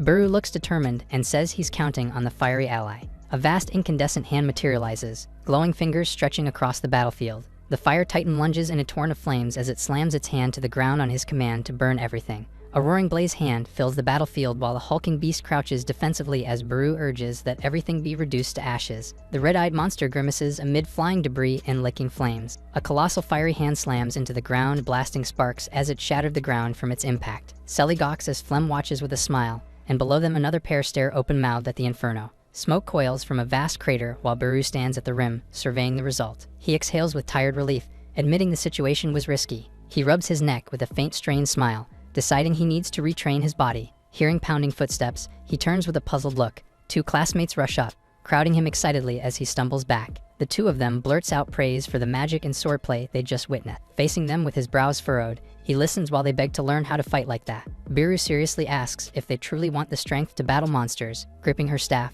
the girl admits her current ability cannot defeat such creatures. Clenching a fist, the boy says he thought he could at least beat monsters, and that the failure was frustrating. With rocky walls behind them, The first-year group faces Buru while the boy and the staff-wielding girl ask to be taught how to become stronger. A sly smile forms at the edge of Buru's face as he begins his reply. Hand on chin, he cheerfully offers a perfect faction and invites them to join. A bright academy courtyard with training dummies appears as a few days have passed. The short-haired girl concentrates as blue energy blooms around her open palms. She lashes blue streams toward a target with a sharp exclamation. Wearing a sleeveless top, the burly boy charges forward, gripping his sword with fierce focus. He sweeps a wide slash through a dummy, filling the air with swooshing arcs and a grunt. Peeking from behind a column, Buru observes with an approving smile. Standing beside Sully, he watches the busy yard and remarks that everyone is practicing properly again. Buru caught their attention as he thanked them for their hard work. Surrounded by classmates in playful beams of light, someone excitedly addresses Buru as a teacher and he looks amused. A student asks Selly about using special class magic while Selly awkwardly looked on while waving her hands, making Buru gaze at her proudly. Buru recalls that back in the rocky field, the gathered first years decided to join the new faction. Addressing them sternly, Buru explains that his faction forbids clashes between magic and swordsmanship and asks if they accepted that before joining. Uniformed students pump their fists and shout an enthusiastic affirmation. In the practice hall, Buru sits with arms crossed while two first years hold practice swords, reflecting that he has been teaching them for days. Resting his chin on his hand, he thinks it's worrying that teachers have stayed silent about the faction, and he recalls reporting the Mist Giant's defeat as nearby teachers wear displeased faces. While Rudo seems satisfied about his report and the students' new faction, in the courtyard, Flem approaches the startled seated Buru as Selly stands nearby. Flem told him that Rudo is summoning them in the office. After hearing it, Buru clutches his head while Selly bursts out in shock. Inside a sunlit office, the trio stands before Rudo seated at a large desk. Rudo's face went serious as he says teachers' opinions on the Buru's faction have been compiled, and Buru looks surprised at the newly coined name for their group. Facing the three of them, Rudo explains they named the group for convenience, while the trio reacts with mixed amusement and shock. With fingers interlaced, he declares his support for the Buru's faction. With a hard look and ringed hand near his mouth, he adds that many teachers dislike challenging existing norms. He then asks Buru to demonstrate his power again to the teachers. Selly speaks earnestly in the office, asserting that Buru defeated the Mist Giant in the swamp. She faces Rudo across his desk and insists his ability should already be proven.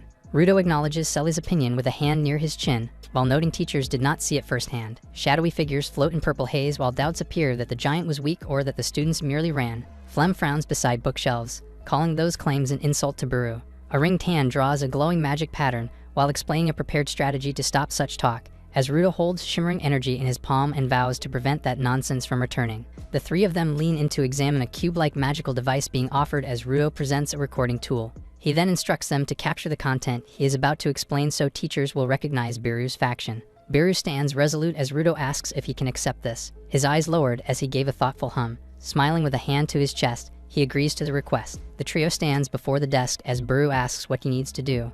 A night scene of town buildings shows ominous red eyes while Rudo told them that a monster was damaged near the academy. He then points upward and assigns the mission, stressing that it must be resolved using only Buru's own power. The three of them are told companions may come, but only Buru is allowed to use his strength. Holding the cube, Rudo says the footage will leave the teachers with nothing to argue. Grinning and holding a reflective square device, he asks if they can accomplish it. Buru smiles with a glowing hand raised and says there's no problem. The cube-shaped magical device suddenly slips on Rudo's grip, leaving a bright streak as it flies. Buru catches the cube as green light radiates outward his hand. He confidently presents the cube toward view and states with a confident smile that he has done this kind of work for 1,000 years. The three of them walk a winding path through open fields toward distant mountains. Selly checks a small device with a worried look as the monster's damage has begun while they continue along the road. A shoe crunches onto charred ground scattered with debris. The three of them step into a burned district, moving cautiously through smoke and ash. Buru reacts grimly, eyes tightening at the sight ahead. They face a devastated town framed by mountains, ruins stretching beneath drifting embers. Flem scans the town with a wary and analytical look. Selly studies the wreckage,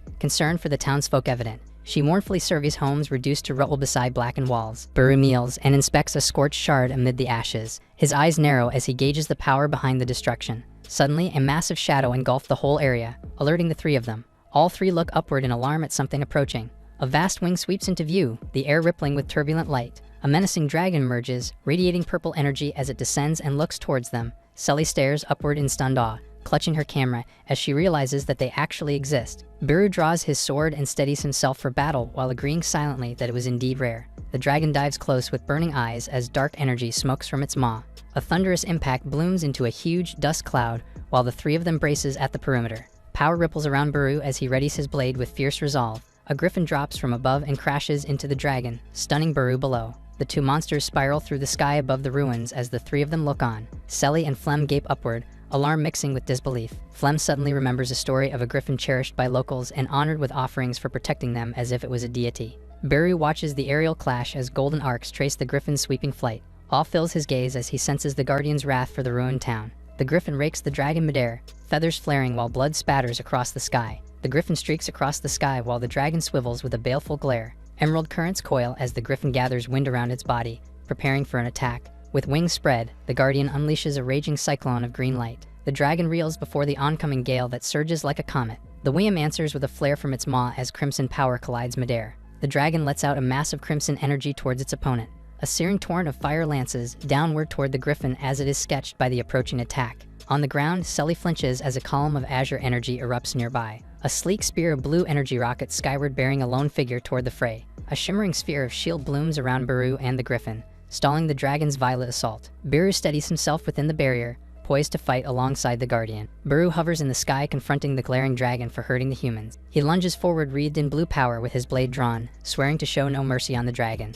A flashing arc carves through the dragon as Beru's strike trails crimson. Beru's lips parted in confidence. With the dragon's remains scattered below, Beru turns toward the distant guardian with a smile while informing it that he defeated its enemy. Beru's eyes widened in shock upon seeing something. A fresh bolt of burning malice plunges from above toward the grounded griffin. Beru dives in panic, reaching out as the attack bears down. The griffin staggers within a storm of flames and smoke around its body. He shouted and watched a fiery mass crash earthward as the guardian fell. Beru gritted his teeth in rage due to the fallen guardian. More wyverns close in from the sky as Beru braces himself beneath them. Bathed in blue aura, he confronts the swarm with a burning question about their hatred for the griffin. His memories of the past flooded on his mind as a lone hero clashing with horned beasts while regret flooded the scene. Rain-drenched recollection lingers on his bloodied self lying motionless. In the dark void, Beru's face tightens as buried anger resurfaces. Power flares around him in blue and crimson, stiffening his resolve after remembering the unpleasant memories he has. A blazing aura blossoms outward, while wyverns circle at the edge of the shockwave. Selly stares up while holding the camera,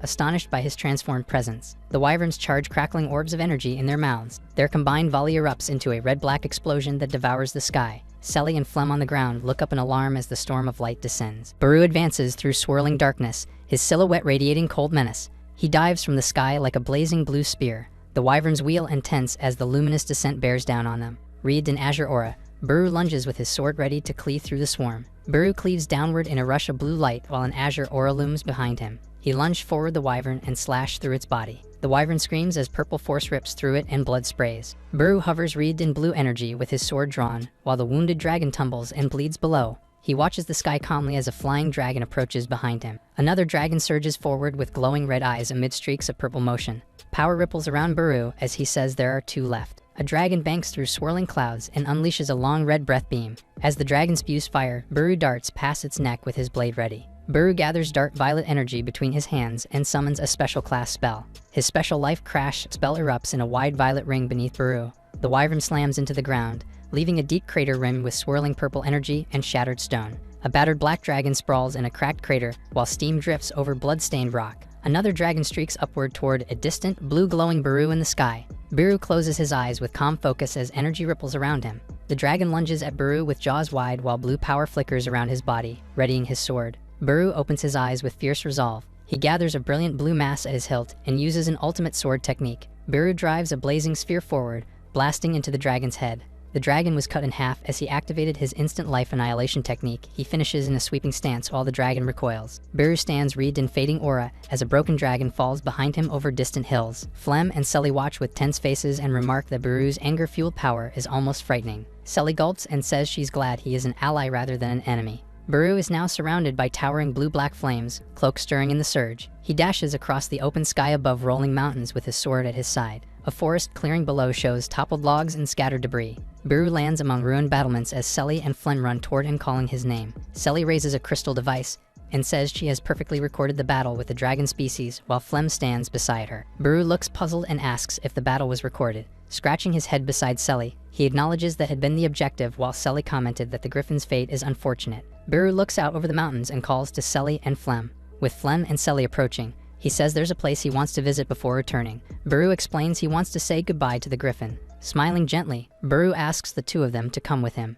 The massive green hills with a winding path and bright clouds were in front of them. In the forest, Baru touched the broken tree while Selly and Flem hurry after him, thinking that the griffin fell over that place. Baru's eye widens in sudden alarm. The three of them face a long drag mark leading deeper into the woods. Flem examines the soil while Selly watches, identifying it as a trail left by a dying griffin. Baru studies the mark and wonders where the fatally wounded creature went. Leaves drift across the bright as sunbeams pour through tall trees, while the three of them walk along the path. Baru reacts with shock as he spots something ahead. A massive hollow tree with a nest and a large griffin looms over the path. Baru runs toward the nest, calling to the griffin. Baru skids to a halt, sweating and startled by what he sees. The griffin lies motionless in a straw-lined nest with beak parted and talons showing. Baru's lips curve faintly as he acknowledges understanding. Sunbeams bathe the nest where the griffin shelters an egg while Baru notes, there was another reason to fight the dragons. A large pale egg rests against the griffin's feathers. Baru and Selly crouch, eye the nest and recognize it as an egg. Baru lifts the egg carefully and remarks that it seems close to hatching. Hands on hips, Flem asks Baru what he plans to do as Baru grins with the egg. Beaming in radiant light, Baru raises the egg above his head and states he will raise it. Cradling the egg, Baru vows to protect the child while Flem stands behind among the trees. He then conveys his farewell and wishes for peace. The griffin rests in the nest as soft white feathers drift through the light. An orange sunset spreads over distant mountains and the forest canopy. In the woods at dusk, Flem was in awe while Baru smiles and carries the egg and Selly listens. Selly turns back with a gentle, appreciative smile in the evening glow. A lone stone marker with a single flower sits in a quiet clearing as feathers drift by. Meanwhile, a dragon streaks across the bright sky while Baru pursues, accompanied by a thoughtful hum. Ruta watches a blue projection from a cube and says the video will help convince the staff and formalize Baru's activities. Selly clasps her hands with sparkling eyes beside Flem, thrilled by the prospect. Across the office, Selly and Flem listen, while Ruto admits some won't be happy and calls it a challenge ahead. He glances over his shoulder and asks what happened to Baru. Startled, Selly tenses with a nervous smile while Flem stays composed beside her. Blushing, Selly explains that the griffin's egg is about to hatch and that Baru asked her to handle the report. In a tidy room, Baru sits near a cushioned nest where the large egg rests. Hearing a faint crack, Baru beams and leans toward the wobbling shell. Fractures spread across the egg in its basket as he encourages it to keep going. A blazing crack symbol flashes against darkness to signal the break. A fluffy griffin chick bursts from the shattered shell while Baru stares in wide-eyed shock. From an upper window of the stone building at dusk, Baru's jubilant announcement about the birth echoes out, startling someone below. The three of them sit in an outdoor cafe courtyard 5 days after the egg hatched, surrounded by students at metal tables. The three of them lean in over their table with determined faces, with Baru checking if they're ready. Baru sets a large wicker basket on the table while Flem and Selly watch closely. A hand lifts the soft lining inside the basket, and warm light glows from within. Selly stares wide-eyed as a fluffy white shape rises under the basket lid. Small dark talons touch down with an energetic hop. A fluffy tail tied with a bow wiggles briskly. A wing flicks open against a patterned backdrop. The round white hatchling beams amid sparkles and flowers, chirping happily. All three of them on the table, adoring the hatchling as it stands between them. The little creature stretches a wing while Baru clarifies it is the baby griffin from the egg. Cradling it, Baru speaks earnestly while the others smile. Flem studies the chick and remarks that its body already looks sturdy. Selly blissfully pets the relaxed hatchling on the tabletop. Baru explains with a grin that this griffin type develops quickly after birth. The puffball nibbles a fingertip, while Baru mentions early flight helping it evade threats. Baru added that it takes quite a while to reach adulthood as a mature griffin over rolling hills, while Flem signals understanding. Holding the hatchling toward Baru, Selly asks whether a name has been chosen. Baru scratches his head and admits he hasn't thought of a name yet. He folds his arms and thinks hard about naming the griffin, while the others watch across the cafe table.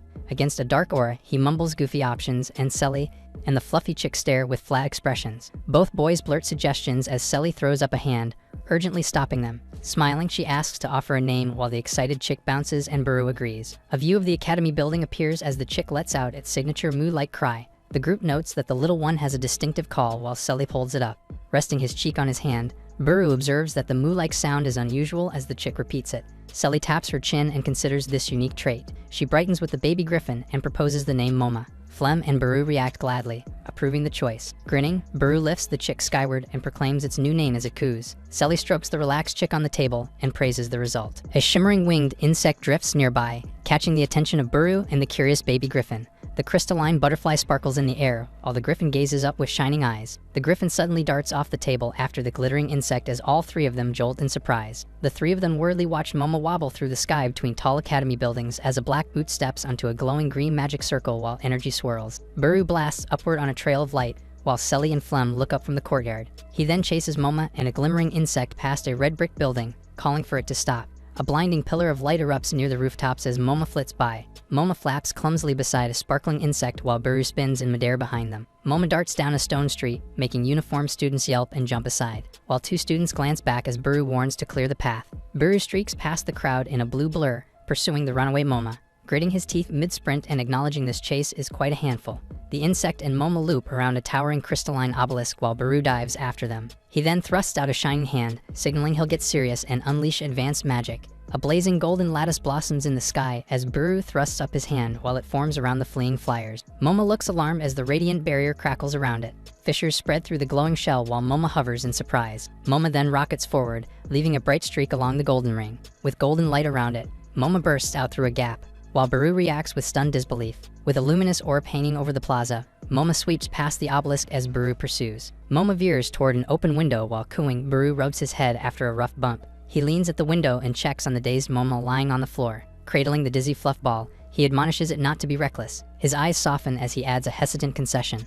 While carrying Moma, he faces a stone hall's door etched with glowing red patterns and wonders what this place is. Studying the sigilled door, he remarks that it's advanced sealing magic for this era. His brows furrowed while his finger is playing with Moma, then considers Rudo as the likely caster. He lowers his lashes and exhales softly. Before the red sigil-covered door, Buru grins with his palm against it while Moma on his shoulder agrees that what lies beyond is intriguing. He presses a glowing hand to the runes, remarking that the sophistication of the magic doesn't matter to him. As blue motes scatter across the surface, he and Moma face the great doors, and he says it's as if they aren't locked at all. He then pulls the door open with an eager smile, wondering aloud what could be on the other side. Buru turns his head with Moma perched on his shoulder, alerted by something inside. Entering a dim room with framed objects and a starlight glint, he concludes he's found something worthwhile. Buru smiles with Moma on his shoulder, beginning a casual remark. He and Moma take in a dim room filled with framed relics and a glowing blue sword display, noting he has finally found it. Footsteps sound as a black boot strides across the floor, and he muses that it still exists in this era.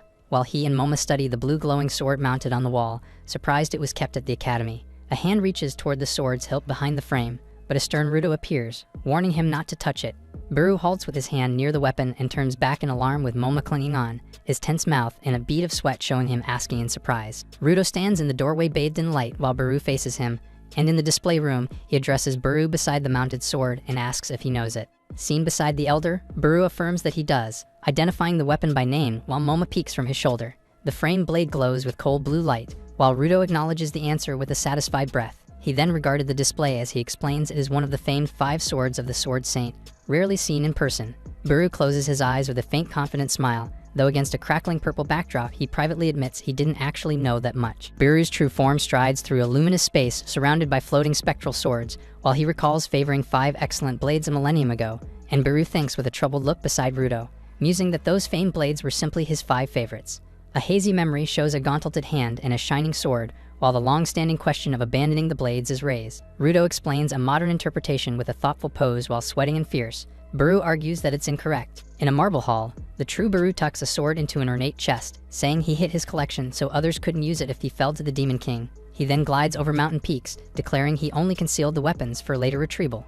Amid surging light, the true Buru battles and states he left those 5 behind to wield a different magic blade in the final fight. Back in the room, Buru clutches his fist and insists the separate storage was merely a precaution while Rudo looks puzzled. Then Buru softens into a small smile and adds a reflective afterthought. The blue sword on the wall gleams as he admits that, since he truly died, hiding them proved worthwhile. Rudo explains that the relic was unearthed from ancient ruins and secretly kept by the Academy due to its rarity. Narrowing his eyes while looking at him, he asks where Buru learned of the sword, leaving the student startled. Buru scratches the back of his neck awkwardly while Rudo waves off any excuses. In the room with the glowing wall-mounted sword, he addresses Buru standing before him and notes that such extraordinary skill suggests a hidden secret as Buru listens in profile. Rudo assures he won't expose whatever he's hiding, prompting a soft principle from him. Smiling gently, he says Buru's protection of the Academy and its students is enough for him. He looks above the sword and warns Buru against touching the blue-lit war sword doll had displayed on the wall. Buru asks why while Rudo explains that powerful protective magic has been placed on the weapon.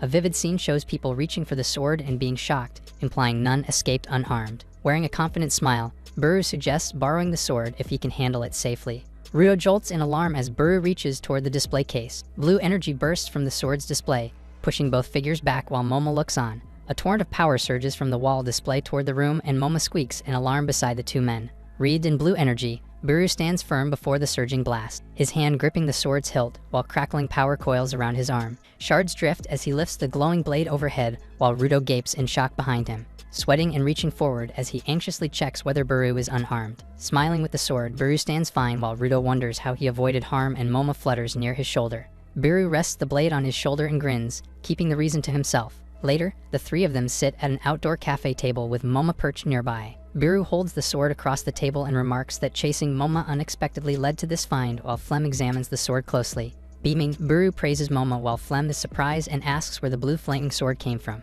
He then studies the radiant edge and assesses that its power rivals sacred blades maintained by a prestigious sword society. At the cafe table, the trio admire the sword while a new figure's boot steps into view and calls out to them. A purple-haired girl in uniform stands on the walkway and asks if Dre is present. She faces forward with her eyes hidden by bangs. Buru looks up in surprise and begins to answer cautiously. The girl thrusts a hand as brilliant violet circles flare and slam into Buru. He recognizes the pattern of the glowing sigils with alarm and realizes it is classified as special grade magic. A violent purple blast erupts, tossing chairs and smoke across the courtyard. Flem drags Selly away while Moma flutters after them, shouting Buru's name. Sword in hand, Buru charges backward the roiling purple flames. Braced amid smoke, he grips the glowing blade and demands the attacker's identity. The purple-haired girl stands confidently in the drifting haze and introduces herself as Rhine. Amid lingering smoke, she strides toward the courtyard while Buru steadies his sword, saying there's something important to discuss and tells him to come with her. Buru was sweating tensely as Rhine smiled with a finger at her cheek, mentioning Buru's name. Buru stares wide-eyed with sweat on his cheek,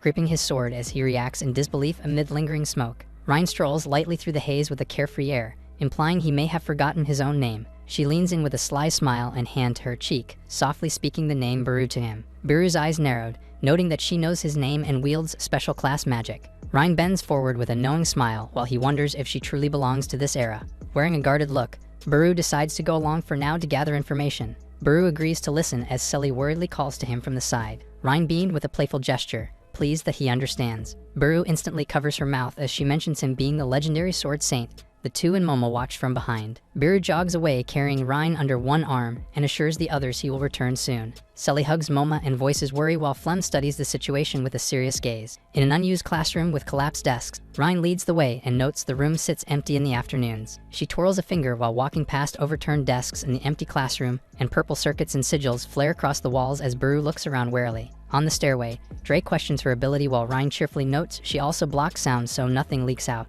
Sweating, Buru thinks that ceiling and sound blocking are advanced spells no ordinary student handles. With a satisfied nod, he relaxes his stance beside a desk. Rhine lounges on the front desk with legs crossed, saying it's time to get to the point and once again mentioning his name. In the rows of seats, Buru asks why she keeps calling him Buru and insists his name is Dre. Rhine sighs, telling him to drop the act. Images of duels and surging energy surround her as she states that mastering special class magic and ultimate swordplay together is rare. With a serious look, she says such a person didn't exist even 1,000 years ago. Her crimson eyes reflect Buru as she adds that the exception is the legendary magic sword saint of this era. Buru connects the dots and says she must have lived a millennium ago. Rhine smiles with quiet confirmation, chirping that he is correct. Facing him with arms spread, she explains that only her soul was revived by swapping places with Rhine, the body's original owner. Rhine giggles on the desk while Buru concedes he is like her, and she celebrates his admission. His eyes narrowed as only few people knew who he was. A memory shows armored Buru fighting alongside mages against winged monsters as he wonders if she was among his allies. In a book-lined library, robed mentors demonstrate magic to a younger Buru as he considers whether she taught him long ago. But Rhine shakes her head and dismisses both guesses. Across the empty lecture hall, Buru asks if any other acquaintance with special class magic could explain her knowing him. Rhine stares flatly and declares such doubt impossible. Her white, red-laced boots rest on the floor as she says thinking it through should make it clear. Crossing her arms, she explains that a bodiless soul persisting for 1,000 years can still remain in this world. With sharp eyes, she adds that such endurance demands a strong obsession. Buru faces her as she admits she could not pass on yet and tells he is the same. Buru narrows his eyes and agrees that his soul lingered for a millennium. His bleak vision shows a battered hand reaching toward light while he cites regret over failing to save humanity. He asks if her situation matches his while she stands with her serious face. With shadowed eyes and swirling darkness behind her, Rhine confesses she felt deep frustration. Buru looks on with a puzzled expression, while Rhine clutches her chest amid roiling violet miasma, ceding that the battle she enjoyed was spoiled. A hand glows purple as she declares those with long lifespans should still be alive and vows to find them in this era. Shadowy figures raise their arms against a burning backdrop while she condemns subordinates for ruining the greatest fight.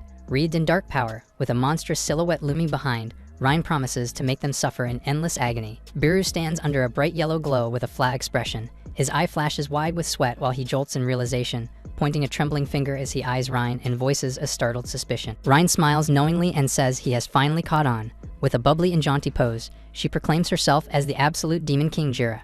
Biru waves his hands in disbelief and yells that this bubbly demeanor doesn't match what he remembers. As a colossal demon with wings and fangs looms in smoke, while a memory chides that grand, he leans forward shouting that she used to be the stereotypical, overwhelmingly strong Demon King as Jira grins. Jira licks her lips with a mischievous smile, while a winded Biru covers his face as she answers his complaint about her former gender by stating that demons have none. Agitated and shouting, Biru insists he still doesn't understand and recalls that Jira's aim was to wipe out humanity, but Jira smiles lightly as if brushing off his concern.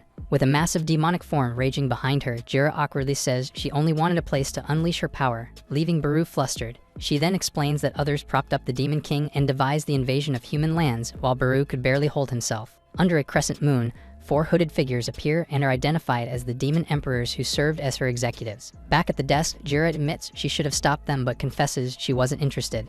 A sequence of destruction culminates in the hulking demon facing the magic sword saint as she recounts following the emperor's plan. Hand to chest, Jira states that she was merely a machine of violence for their invasion. She seriously adds that this occurred during the final battle. Biru with a grim face listens carefully as Jira leads into the claim that the ones who killed them both were certain figures. She then continued and declared with fierce resolve that the culprits were the 4 demon emperors. In the empty lecture hall, Jira and Biru face each other near the lectern while pale magical ripples trail along the aisles as she recalls the decisive battle and those who killed them, leaving Biru with a stern look. Jira stares ahead in a purple haze, declaring that the culprits were the 4 demon emperors. She then listens while Biru notes that those emperors were high-ranking leaders of the demon clan. Biru raises his hand and questions why they wouldn't simply eliminate the magic sword saint. Jira touches her cheek thoughtfully and admits she doesn't know the exact reason. She lets violet power gather in her palm and suggests her overwhelming strength obstructed their aims, while remembering that aside from the magic sword saint battling demons, there are no other humans who could crush the demon clan alone.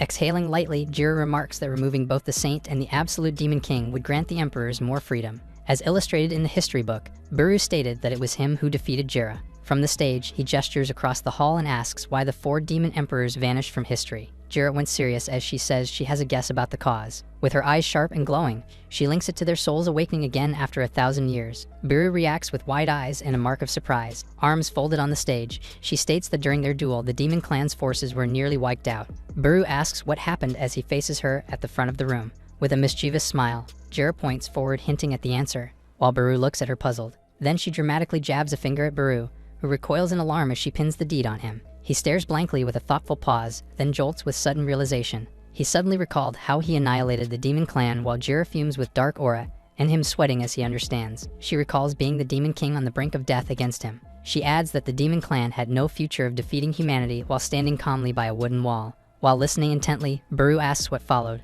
She points upward and says she can guess the thoughts of the 4 demon emperors who took command. She studies dusty tomes at a desk and narrates that records claim the demon clan, after losing their king, was pushed to the continent's edge. Framed by a swirling sky, she states that the 4 emperors ordered a deliberate retreat. In the classroom, Biru questions her explanation as she stands on the platform. A star-strewn landscape appears as she explains the demons fled to the continent's edge while losses were still small, making humans think they had won. She continues that the demons concealed their entire race until they could regain their original strength, raising a finger for emphasis. Long rows of benches surround the 2 of them. Jira stated that demons and monsters outlive humans and can wait for a future resurgence. Biru gazes forward thoughtfully as Jira remarks about the time required. With a serious face and eyes glowing, she revealed that it was for 1,000 years. Startled, Biru turns to her and says the implication hits him while Jira stands with wind-tossed hair. With his brows furrowed, he wonders aloud if the demons who hid for a millennium are moving again now. She gives a firm, silent nod to affirm it. Placing a hand to her chest, she explains she has been investigating since inhabiting Ryan's body. Bathed in cool light, she recalls that Biru's sudden change lined up with that possession. With a violet glow over her heart, she says her soul entered the body at nearly the same moment. A bright classroom window shows fair skies while she notes a continent-wide sky anomaly just beforehand. In a sunlit courtyard, Selly reads on a bench as a memory points out the sky briefly shifting at lunch. Biru rubs his chin and remembers Selly mentioning the same thing. With a hard look, Jira says most modern humans were too weakened to notice. Her eyes narrowed as she continued that the effect likely came from intense, magical power diffusing everywhere. Biru balks and asks what kind of immense power could recolor the sky across the continent as she faces away. With a hard gaze, she explains that the overwhelming surge of magic likely came from the demon clan, making him alarmed and surprised. In the quiet hall, she adds that their dormant souls reacted to that widespread power and stirred. She then concludes that this reaction awakened them. He rubs his head, saying the influx of revelations is overwhelming while she watches from the desk. Images of snarling beasts crowd his thoughts as he connects the recent spike in monster savagery. She calls out that the same magical diffusion probably fueled that change as he backs away. Looking above the classroom, he reflects that his long-standing questions finally have answers. His shoe stops mid-stride as he steels himself. Facing her,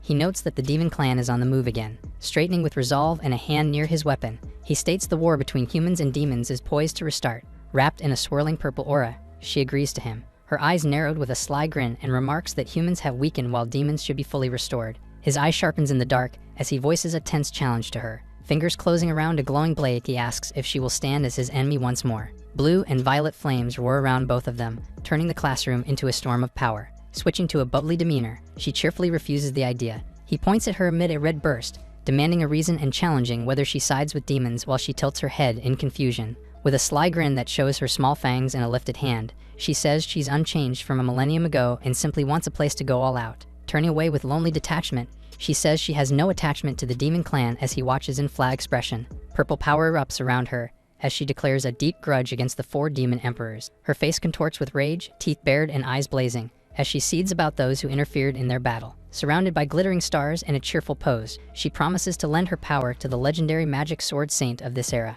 In the bustling cafeteria, students queue for food while servers dish out meals amid lively sound effects. At a table, Buru eats and reflects on the ancient foe, naming Jira as the Demon King. Still gripping bread and spoon, he wonders if the figure beside him might side with humans in this era. Selly and Flem stare wide-eyed with a small creature in her arms, questioning the possibility. Jira was chewing hard under a tense blue aura while Buru called her out and got her attention. While her cheeks are dotted with crumbs and a tray loaded with dishes, Buru demands to know why Jira is eating with them. With crumbs still on her face and a tense aura, she admits she has no other friends, while Buru urges her not to sound so lonely. He remembered her beaming with a heaped tray of bread and drinks as she greets Buru enthusiastically. Rubbing his forehead, Buru grumbles that he thought they had already disbanded. Flem speaks up, saying he has been mulling over a question for some time. Holding her bread and finger on her lips, Flem asks if she is Rhine, the top 3rd year of the magic department. Jira acknowledges this as Selly jolts and calls her by honorific while Flem turns his gaze on her. Smirking over honorifics, Jira was holding her bread while Buru asked if Rhine is famous. Selly answers with a determined nod and raised fist. Selly recalled Rhine as avoiding interaction and rarely appearing outside classes. Jira slurps from a bowl while gripping bread, while Selly continues that the rumors paint her as very mysterious. Selly touches her chin with a dark expression and bead of sweat, mulling over that mysterious label. Buru laughs stiffly as he notes silently that her behavior differs because Jira is inside now while Selly clutches her lips in awe. Sitting across the table, Selly asks what kind of relationship exists between Jira and Buru. Holding the small creature, she worriedly recalls that Jira suddenly launched magic earlier. While eating, Jira chews enthusiastically and Buru folds his arms as he denies that they are getting along. With a fork at her cheek, Jira chews and looks up as she tries to define her connection with Buru. Selly recoils dramatically as Jira and Buru admit they once tried to kill each other, which she calls violent. Flem asks if they have known each other long, and both of them answer yes across the table. Their eyes became intense, silently mentioning that their history spans 1,000 years. Smiling warmly, Flem concludes they know each other well, likening it to comfortable childhood friends. Sitting side by side, Buru waves it off and says he hardly knows her at all while Jira was just sitting comfortably, and Flem remarks that this only makes things more confusing. Jira wipes her mouth with a handkerchief above a tray of empty dishes and says they can start getting to know each other now. She reaches out with a smile asking Buru to be her first friend. He recoils in surprise while Selly notes they hadn't even been friends before. Jira smiles with a casual hand flourish, explaining she is kept out of sight, and therefore has no friends, while Buru thinks to himself that her current isolation comes from circumstances the real Rhine set up. Rhine walked apart from a crowd with him saying she rarely appeared publicly and lacked friends. Jira glanced back while Buru leaned in, wondering if there was a reason for her avoidance of others. At a table piled with emptied dishes, Jira peers down mischievously as she notices Buru's curious look. With a faint blush, she claims she knows the reason and asks if he wants to hear it. Buru eyes her skeptically while Jira waves excitedly and urges him to agree. After a quiet beat, he relents and asks her to tell him. Jira lowers her face with a shadowed grin, chuckling to herself. Violet flames roar around her as she proposes settling it with a little fight. Buru startles, throwing his hands out and demanding to know why it has come to this, before baring his teeth with purple light around him and grabbing for his sword as impact marks flare. A purple shockwave launches him across the classroom while Jira stands within the blast, and the explosion smashes a hallway wall, sending debris flying as nearby students recoil in alarm. Amid drifting dust, Selly and Flem rush forward with Moma, calling out for Baru, while he skids into the plaza with sword in hand as smoke pours from a building and fleeing students scatter in reaction to the sudden commotion. A vast cloud rolls across the square while Jira's silhouette appears. She steps into view and erupts with crackling violet electricity, summoning a technique called Dark Lightning. Baru braces himself against the surging purple blast with clenched teeth, diving aside to evade a violet streak that gouges the ground. Sliding across the stones and sweating, he acknowledges that special class magic is firing in succession as needle-like purple projectiles spike toward him from every direction under the name Dark Harpoon. The plaza detonates in a booming purple explosion that shakes the buildings. And amid drifting dust, Baru sustains a glowing golden barrier and grimaces. Jira smiles while priming more special class magic. Tense and angry, Baru tries to put a stop to it. A towering hornstone gate with red eyes looms behind her as violet energy suspends her, summoning a technique called Necroman's Gate. The gate splits and blasts out torrents of purple mist with rumbling effects as swarms of gaping ghostly faces surge from the open portal while Jira hangs before it. Baru slashes through the storm with a glowing blue blade, shouting in frustration, while Jira bathes in swirling power, flushed and delighted by rampaging without restraint. She smiles with satisfaction, feeling good about releasing so much magic. Baru brandishes his sword and demands her objective while gritting his teeth. He shouted her name in frustration but instantly corrected himself by calling her Rhine. He faces the writhing portal and drifting blue phantoms while addressing how wildly she is rampaging. Arms spread and aura billowing, Jira urges him to focus and sense her, Rhine's magic. A bright golden cluster of particles appears in darkness as it spreads through the surroundings. Baru gazes at a shining core and wonders if it is magic power, and amid rushing energy, he deduces that her nearly limitless power is influenced by Jira's soul, yet feels distinct and human-like. Startled, Baru realizes something crucial as light flashes across his face, and confronting the portal where Jira hangs, he admits he now understands why the real Rhine avoided people. With a firm expression, he begins describing what he senses within Rhine's magic, while Jira hovers in a storm of violet aura and specters as he notes an original trace of Demon Clan traits in it. She grins with glowing red eyes, framed by a blue aura, as darkness pools below. Jira strides across the plaza with a playful step, while violet smoke coils around her, acknowledging the point with a confident grin. Standing amid drifting dust, Baru realizes that Rhine seems to carry a small trace of demon blood. Jira taps her cheek thoughtfully and compares it to having a distant demon ancestor. Rhine looks downcast, while Baru reflects that such mixed blood is shunned, explaining her avoidance of others. Jira studies her own hand and says there's no need to worry about it. With a clenched fist, she notes that Rhine's body has demon blood flowing through it. Her purple spirit is drawn toward a small figure as she admits her soul was attracted by that trait.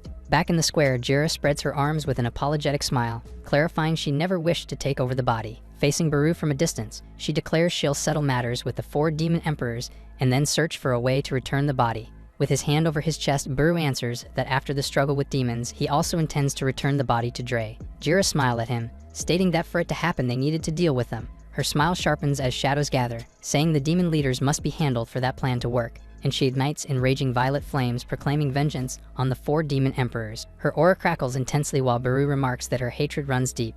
The two face each other across the broken street as he questions whether the sudden attack was only to say all this, and she admits mixed motives. With eyes gently closed, Baru advises that since she's human now, she should try a more peaceful approach. But he falters with a puzzled sound as Jira lowers her head and purple miasma thickens around her. She smiles beneath her bangs while purple power engulfs her hands, saying this is the moment to settle matters. Baru braces as she mentioned the Demon King and the Magic Sword Saint. Jira rockets toward him in a blazing violet surge, thinking who was the stronger between the two of them. A black torrent slashes past and Baru grimaces, driven back by the force. He gritted his teeth in alarm as a purple blast detonated nearby with jagged light. A seething explosion balloons between them, Baru crying out with a golden magic circle on his hand to block while Jira thrusts her palm forward. Skidding across the tiles, he rides a silver rush as violet lightning shards streak past. In the plaza beneath a colossal inverted pyramid and a glowing statue, he urges Jira to stop and says this era is different. He declares that he doesn't plan on a lethal fight there. Jira taps her chin and hums thoughtfully. Then brightening, she points upward as a pink magic circle blooms and proposes another way.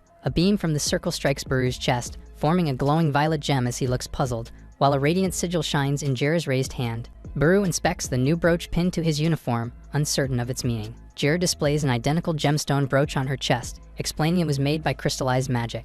In the plaza, she points behind her while explaining the duel will be decided by smashing brooches and that further strikes are off limits, smirking with a raised finger as she notes this rule keeps things from turning into a kill or be killed fight. Hand near his new gem, Baru frowns and says going all out for the brooches still seems risky. With the blazing statue behind her, Jira replies that he just needs to guard himself since he's the famed Magic Sword Saint. Jira bounces with eager fists as Baru scratches his head and concedes that she really wants a fight. He grins, accepting the challenge if she insists. Surrounded by icy light and a phantom of his true form, Baru draws his glowing blade and proposes settling old business, while Jira forges a jagged purple weapon with a smirk. Amid a shadow force behind her, she exclaims that this is the spirit she wanted. Through a shattered opening, blue arcs frame the square as Jira and Baru face off. Flem and Sully, clutching a fluffy creature, stare wide-eyed, wondering how it came to this.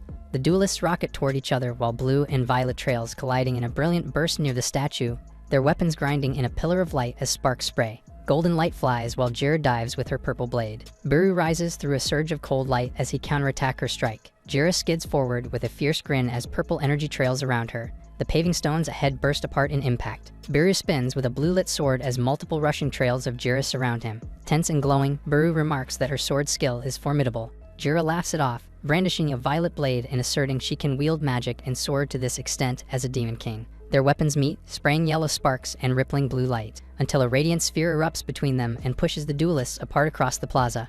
With a wide magic circle behind her, Jira raises a hand and announces a special class spell. A colossal purple beam surges from the circle. Bathed in a massive golden rune, Baru fires a brilliant counter of his special class magic. The purple and gold beams collide and burst into blinding light. A towering plume of smoke and debris rises over the square. Amid settling dust, Jira coughs and steadies herself, her eye widening in alarm as she notices something. Baru rockets forward, wreathed in blue light, driving a glowing strike down toward Jira as her hair flares from the rush. Amid swirling frostlight, Baru steels himself with a grim smile as he recalls tension from 1,000 years ago. While the blue cord sword glows in his hand, he regrets an unfinished outcome. A towering surge of blue power erupts as Baru dives forward with his blade, accompanied by words calling it humanity's strongest force and urging the opponent to savor it fully. A torrent of blue-white energy rages as Baru and Jira are hurled in opposite directions, fangs bared and loud sounds slicing through the chaos. Baru and Jira rush each other and smash their glowing blades together with fierce faces. Jira grins while parrying Baru's sword, sparks flying as she exults that the duel continues from 1,000 years ago. Their clash blooms into a circular shockwave across the courtyard while Baru prepares to escalate. Baru's shoe screeches along the ground with a trail of blue aura as he accelerates. He darts in on the surprised Jira, declaring unwavering resolve. Baru cleaves downward with a colossal blue strike that explodes the pavement as he proclaims victory. Sully, clutching Moma beside Flem, cries out toward the battlefield through rolling smoke. She faces Baru from behind amid the ruined courtyard and protests that he is going too far. Half smiling in the mist, Baru tells Sully there's no problem. Sully looks shocked while Moma was peeking over her shoulder. Jira emerges within the swirling smoke, purple aura pulsing and a sly smile forming. Sully reacts with a sharp gasp as she notices the movement. A white explosion erupts near the two of them, kicking up thick clouds and debris. A sweeping wave of dark violet power surges outward toward Baru, who readies his blue-lit sword. Jira thrusts a swirling violet sphere from her palm, announcing a life-crashing technique. Baru grimaces with his sword raised, showing irritation. A dense purple dome blossoms around Jira, while the blast rattles the ground and Baru steadies himself. He sweeps a blue arc that flings Jira backward. Baru coughs and leans on his sword as Jira landed with twin purple rings whirling behind her. Baru smirks through sweat, admitting she is as ruthless as expected. Wreathed in violet aura, Jira spreads her arms and says a single lapse would have left her beaten, then asks if he feels honored. Grinning sharply with glowing eyes, Jira says only he can match her. Standing amid shattered paving, Baru thanks her yet worries the academy will be ruined if this continues. He decides it can't be helped and resolves to finish the fight with his next move. Blue power floods around him as he charges his blade for a decisive strike. A brilliant blue slash forms as he calls on his battle sword, noting it's been a while since he relied on it. Jira surrounds herself with intricate purple sigils, saying he seems confident but will be the one to lose. A colossal purple beam crashes down while Baru braces below and she declares that the loser is him. Baru's gaze hardens as a burst of blue energy erupts into the darkness. He rockets upward in a blue aura with his sword lifted, diving toward the churning purple vortex. Jira recoils with wide eyes and a raised hand as purple motes swirl above her. Baru lunges across the ground wreathed in blue aura, declaring his battle sword technique. Jira steadies herself with a jagged violet blade crackling with lightning while he explains it unleashes an owner's full power. Her features twist feral with glowing eyes and bared fangs as her power surges. Violet blades spear inward from all directions while Baru braces within a ring of blue light. He cleaves a sweeping blue arc through the storm of purple energy, remarking on special class magic. Smiling confidently, he notes the technique now bears a grand title among the 5 swords. Across the plaza, Jira lashes multiple violet strikes while he holds a blue crescent, saying it's his favorite blade. She grips her sword, crackling with power, and begins to voice defiance. She glares ahead with clenched teeth and proclaims she will not lose. A violet projectile streaks toward Baru as he looks up in alarm. The strike rips past his torso, and he jerks backward with blue energy trailing. Jira raises an arm as a blue streak rushes past her uniform, hair whipping in the wind. A blue flash strikes the purple brooch on her jacket, splintering its gem. Buru thrusts his glowing sword skyward in a pillar of light while Jira hangs suspended beside him with her weapon lowered. The damaged clasp splits in two and tumbles away. With a confident smile and raised arm, Buru declares the match settled. In the shattered plaza, Jira sags with her head lowered while he stands opposite with sword in hand. Jira murmurs uncertainly, her eyes hidden beneath her hair. Buru stares in surprise at her wavering voice. She throws her head back and wails that she lost. She rolls on the pavement kicking and shouting about hating defeat while Buru watches in disbelief. Catching her breath, she sits on her knees and calls out to him. With cheeks flushed and sparkles swirling, she coyly suggests taking the fight to a lethal level. Buru bluntly refuses as she scowls beside him. He reminds her of her goal against the 4 demon emperors and tells her to vent that urge elsewhere. He folds his arms thoughtfully while she puffs her cheeks in annoyance. Beaming about his long-awaited win, he prompts her to scream in outrage. Selly and Flem rush in with Moma, calling out to Buru and Jira. Selly restrains the snarling, while Flem tries to stop her and Buru stands calm beside them. Buru looks up at the bright sky, stating it's time to start searching. A crystalline cavern with rune-marked pillars glows around an altar as he speaks of power beyond special class magic and outside the usual system. A radiant scroll drifts in golden light, referring to ancient writings about mythical class magic. Dawn glows over the academy early in the morning as Buru jogs along the courtyard path. Sweat beads on his cheek while he runs, breath puffing. He sprints hard beside the fence with focused eyes and streaking motion lines. He bends over on the empty walkway, exhaling heavily from the run. Gazing at the brightening sky, he notes it's been about a week since reuniting with Jira. Determination sharpens his face while he speaks of preparing for a looming battle with the Demon Clan after 1,000 years. A boot skids forward with speed lines, saying he has begun serious training in Dre's body. He races toward the morning light as he emphasizes daily conditioning and the need for mythical class magic next. Still jogging, he recalls Selly mentioning a big festival and a week-long academy closure. At a row of faucets, he splashes his face, thinking the timing could work well. With a towel at his mouth, he notes he needs to prepare for a journey. In a corridor, Jira rushes in waving and cheerfully calls to Buru while Selly and Flem with Moma react in surprise.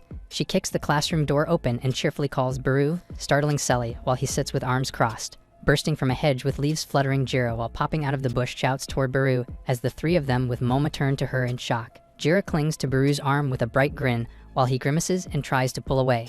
Expression flat and pet in her arms, Selly remarks that it feels like her mentor was taken as Flem laughs behind her while reiterating that it was rather chasing. She shoves Moma into Flem's hands and complains that she's getting less time with Buru. Hands on hips, Selly calls out to Jira while Buru pries himself free and she is hanging on his arm. With eager resolve, Selly declares a head-to-head contest for Buru with her fists planted on her waist. Buru gapes and Jira frowns in confusion at the sudden challenge. With teary determination, Selly cries that she wants time to chat with Buru too while Flem lifts Moma on the side. Looking weary, Buru tells Jira that she's the reason Selly is acting strangely. Jira tilts her head with wide pink eyes and asks if that isn't acceptable. With a mischievous purple aura swirling behind her, Jira sidles closer and says Buru is one of her few friends even from her demon days while he wonders aloud if the 2 of them are truly friends. Sweating and flustered, Buru tells her not to cling to him so casually because she's a girl while Selly grumbles in the background. She tilts her head in confusion as Buru covers his face and mutters that she misunderstood.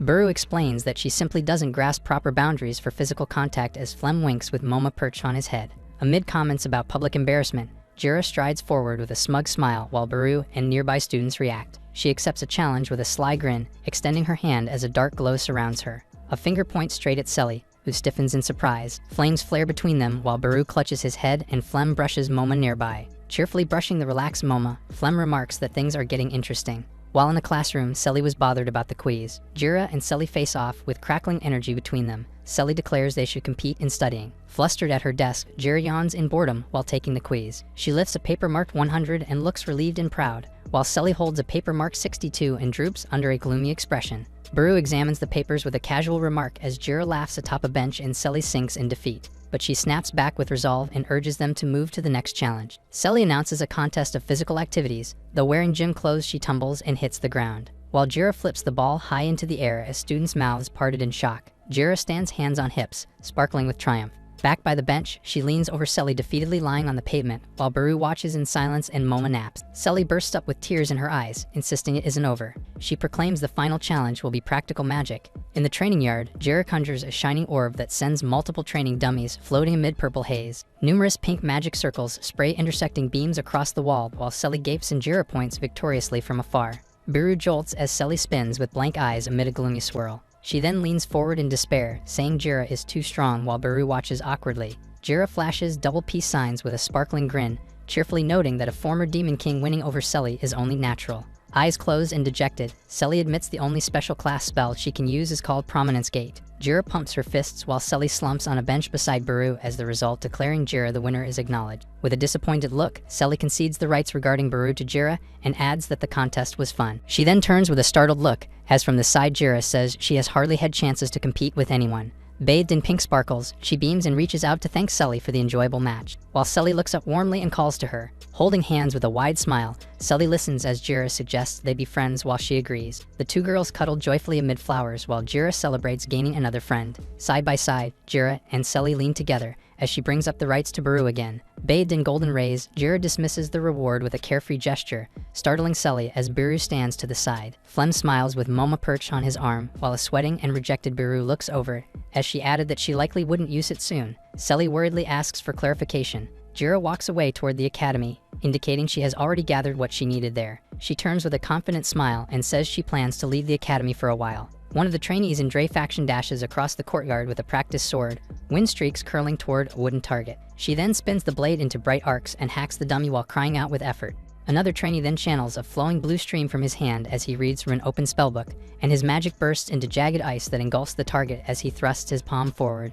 Selly and Flem smile beside the trainees as they applaud their big improvement. In the yard, Jira and Baru lounge on a bench with Momo, while the others gather near the ice-coated dummy beneath a clear sky. Baru intently asks if Jira is leaving the academy to investigate demon activity, to which Jira touches her chin and reasons that if demons are already moving, the situation must be properly understood. Seated together, Jira cautions that waiting for an invasion would be too late as Momo flutters between them. Baru agreed and turned to her, then considered offering help to her. But Jira says she'll handle things alone for now and tells him to continue training everyone. She then remarked that their small team wouldn't be enough if another invasion begins. Looking at Flem and Selly standing with the trainees, Jira emphasized that having more capable fighters is best. Baru smiles with resolve and says he'll train everyone well, so they can protect what matters to them. Baru then turns to her and mentions a short training trip during the festival break with Selly and the others, to which Jira asks where he plans to go. Baru answers that the destination is the northern ancient ruins where a mythical class magic lies dormant. Jira folds her arms as she echoes the mythical class magic, musing that it dates back beyond 1,000 years to the era of super magic. Baru explains that unlike ordinary spells, there is a special prerequisite to activating mythical class magic.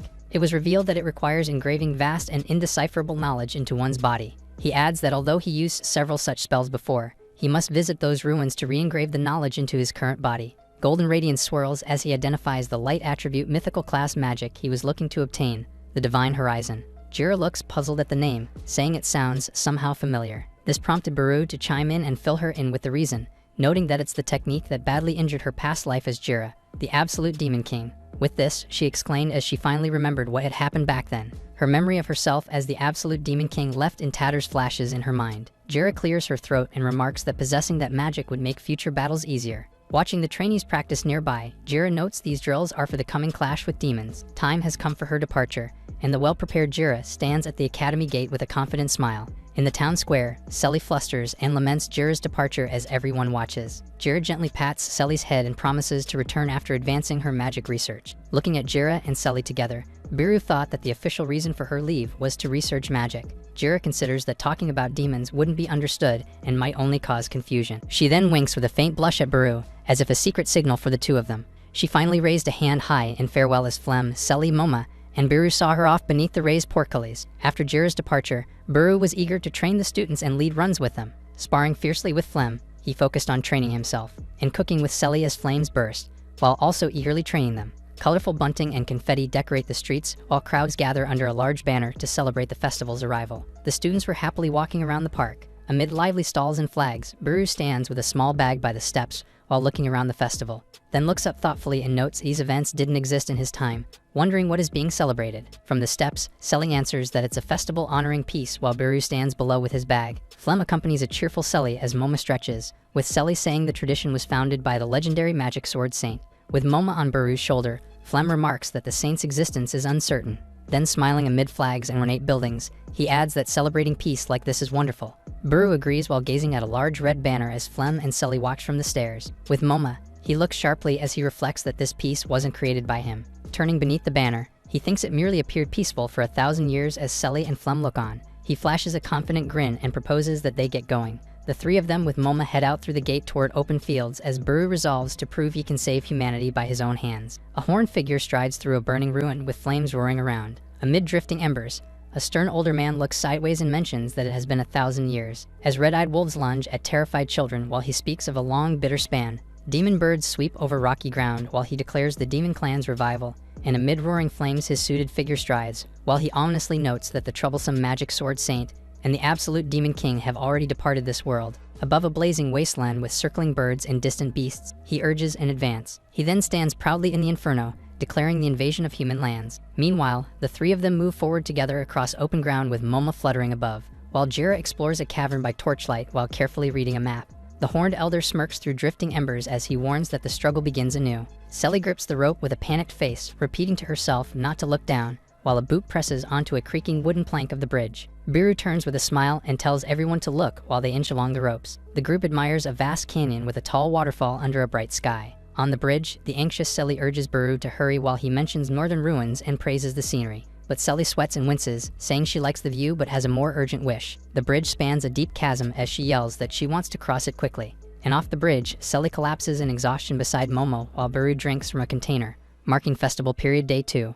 Biru suggests she practice flying magic to ease the fear and Selly responds uncertainly. While he illustrates that mastering flying magic would let him, Selly, and Moma float safely even if the bridge shattered. Flem asks about his own situation while Biru covers his face in mock despair, and a fanciful scene shows Flem riding a larger Momo before he hugs the tiny creature while looking dejected. The trio speeds forward with Moma, noting travel would be easier with more friends who can fly. On a rocky plain, Biru states that their destination for this trip is the northern ancient ruins. He explains that gaining mythical class magic knowledge demands extraordinary willpower, warning that Selly and Flem would have their minds destroyed instantly if they attempted it now. Standing by the bridge with Moma hovering, he tells them that while they aren't ready for mythical magic, their presence on this journey still matters. He spreads an arm toward the mountain landscape, indicating the many open spaces and the lack of people. He explains they can practice Choir training then at the academy. Biru smiles with a glint while Flem talks about forging ultimate sword techniques and Selly vows to learn flying magic. Biru smiles under the clear sky and urges everyone to reach their goals by the end of their journey.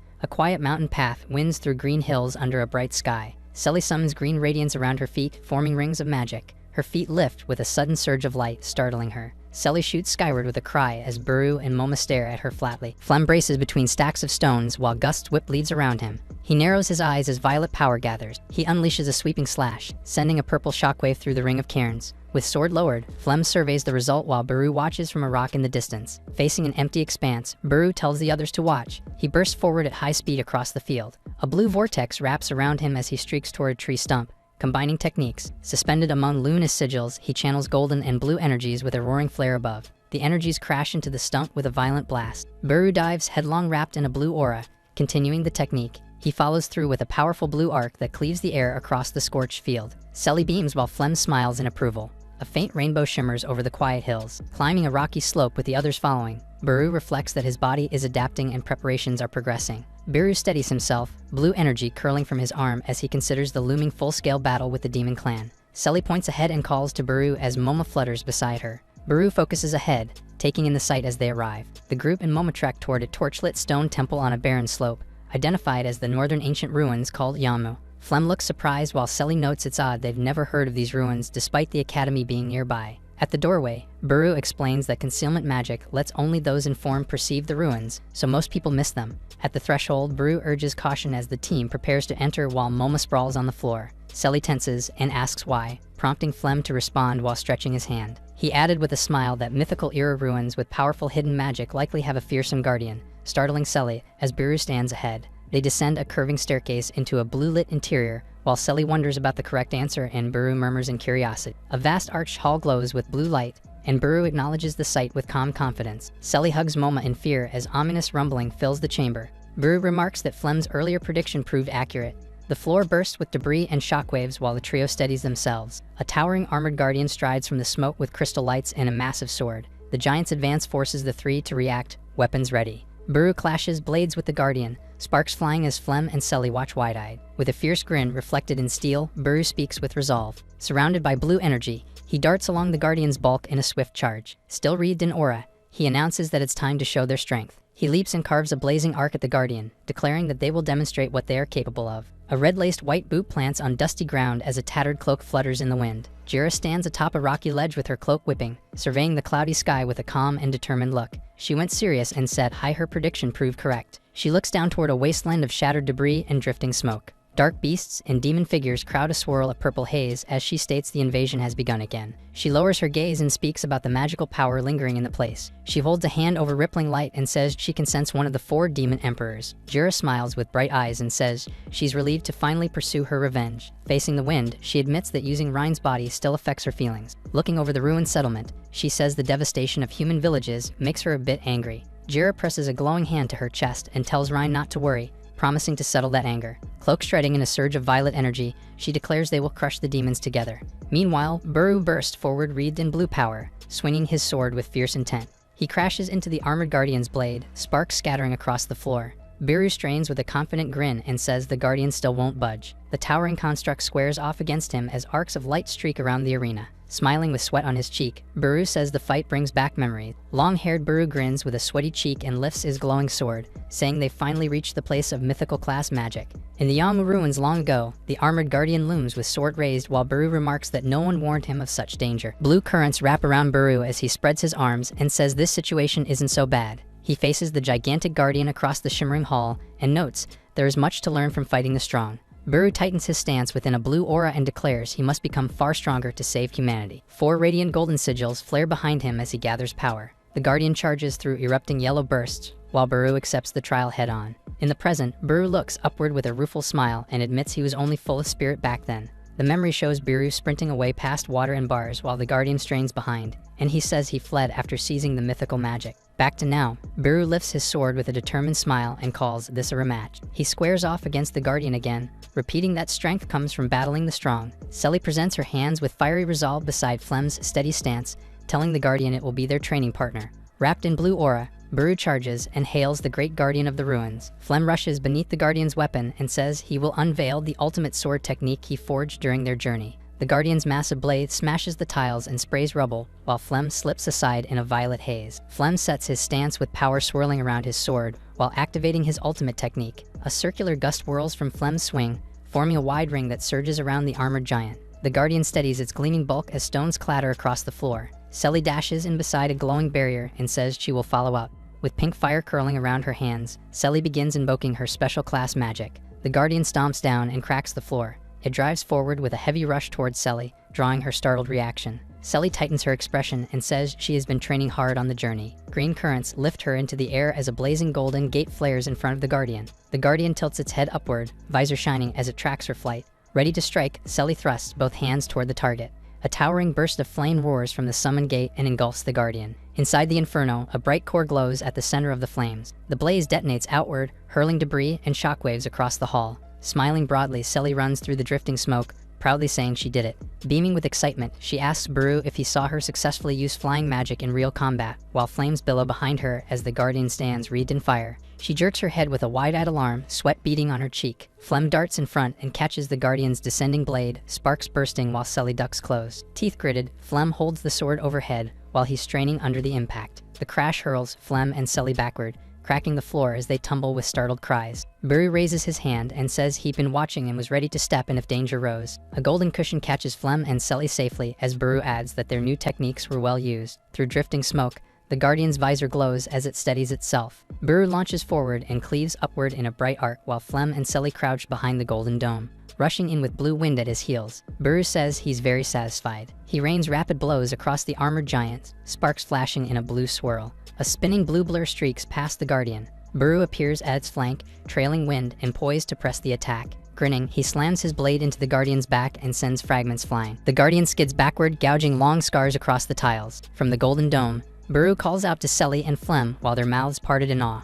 With blue currents gathering, Buru praises their excellent fighting as the guardian looms behind him. He tells them to watch now, eyes bright with confidence. Wrapped in a roaring blue aura, Buru levels his shining sword and says it's the magic sword saint's time to shine. Buru lunges at the armored giant, blue energy trailing across the tiled arena. With his teeth bared, Buru says head-on sword clashes aren't in his favor. His blade blazes with blue light along the edge as he swung it. He then says he has a countermeasure for that and streaks in a sweeping arc of light. Biru skims past the giant's shoulder with his aura whipping behind him. A searing blue tears forward past the guardian's massive body. The armored giant answers with a wide, forceful swing that rips the air. Biru slides low beneath the follow-through, leaving a glowing trail on the floor. With his eyes sharp, he hurtles forward with steady focus. He smashes into the giant with a concentrated burst that explodes blue light outward. The construct reels, its eye dimming as debris shakes loose. As they watch from quite a distance, Sully marvels while Flem stands ready as Moma hovers around. Flem remarked that recent training has sharpened Biru's physical skill even more. As Biru circles behind the foe, Flem adds that it excels head-on but reacts slowly to blindside attacks. Biru carves into the helmet's side, throwing sparks and blue streaks. He advances on the towering frame and says it's time to finish this. Biru grins and announces the activation of his ultimate sword technique. Mirages of Biru whirl around the giant as he names the attack Swift Strike Shadow Break. Blue-edged slashes rake across the guardian's upper armor, leading streaks of light. More rapid cuts spin around its torso, glowing trails crisscrossing the metal. The armored giant shudders as blue shards and sparks burst from repeated impacts. Its single eye glows while the head cable trembles. Biru charges in with a bright column of mana slash running along his blade. Gritting his teeth, Biru recalls regretting his failure to finish a guardian 1,000 years ago. In that memory, long-haired Biru stands by a scorched stone stronghold, wondering if he deserved mythical magic. Facing the towering construct now, he says the situation has changed. Relaxed and sure,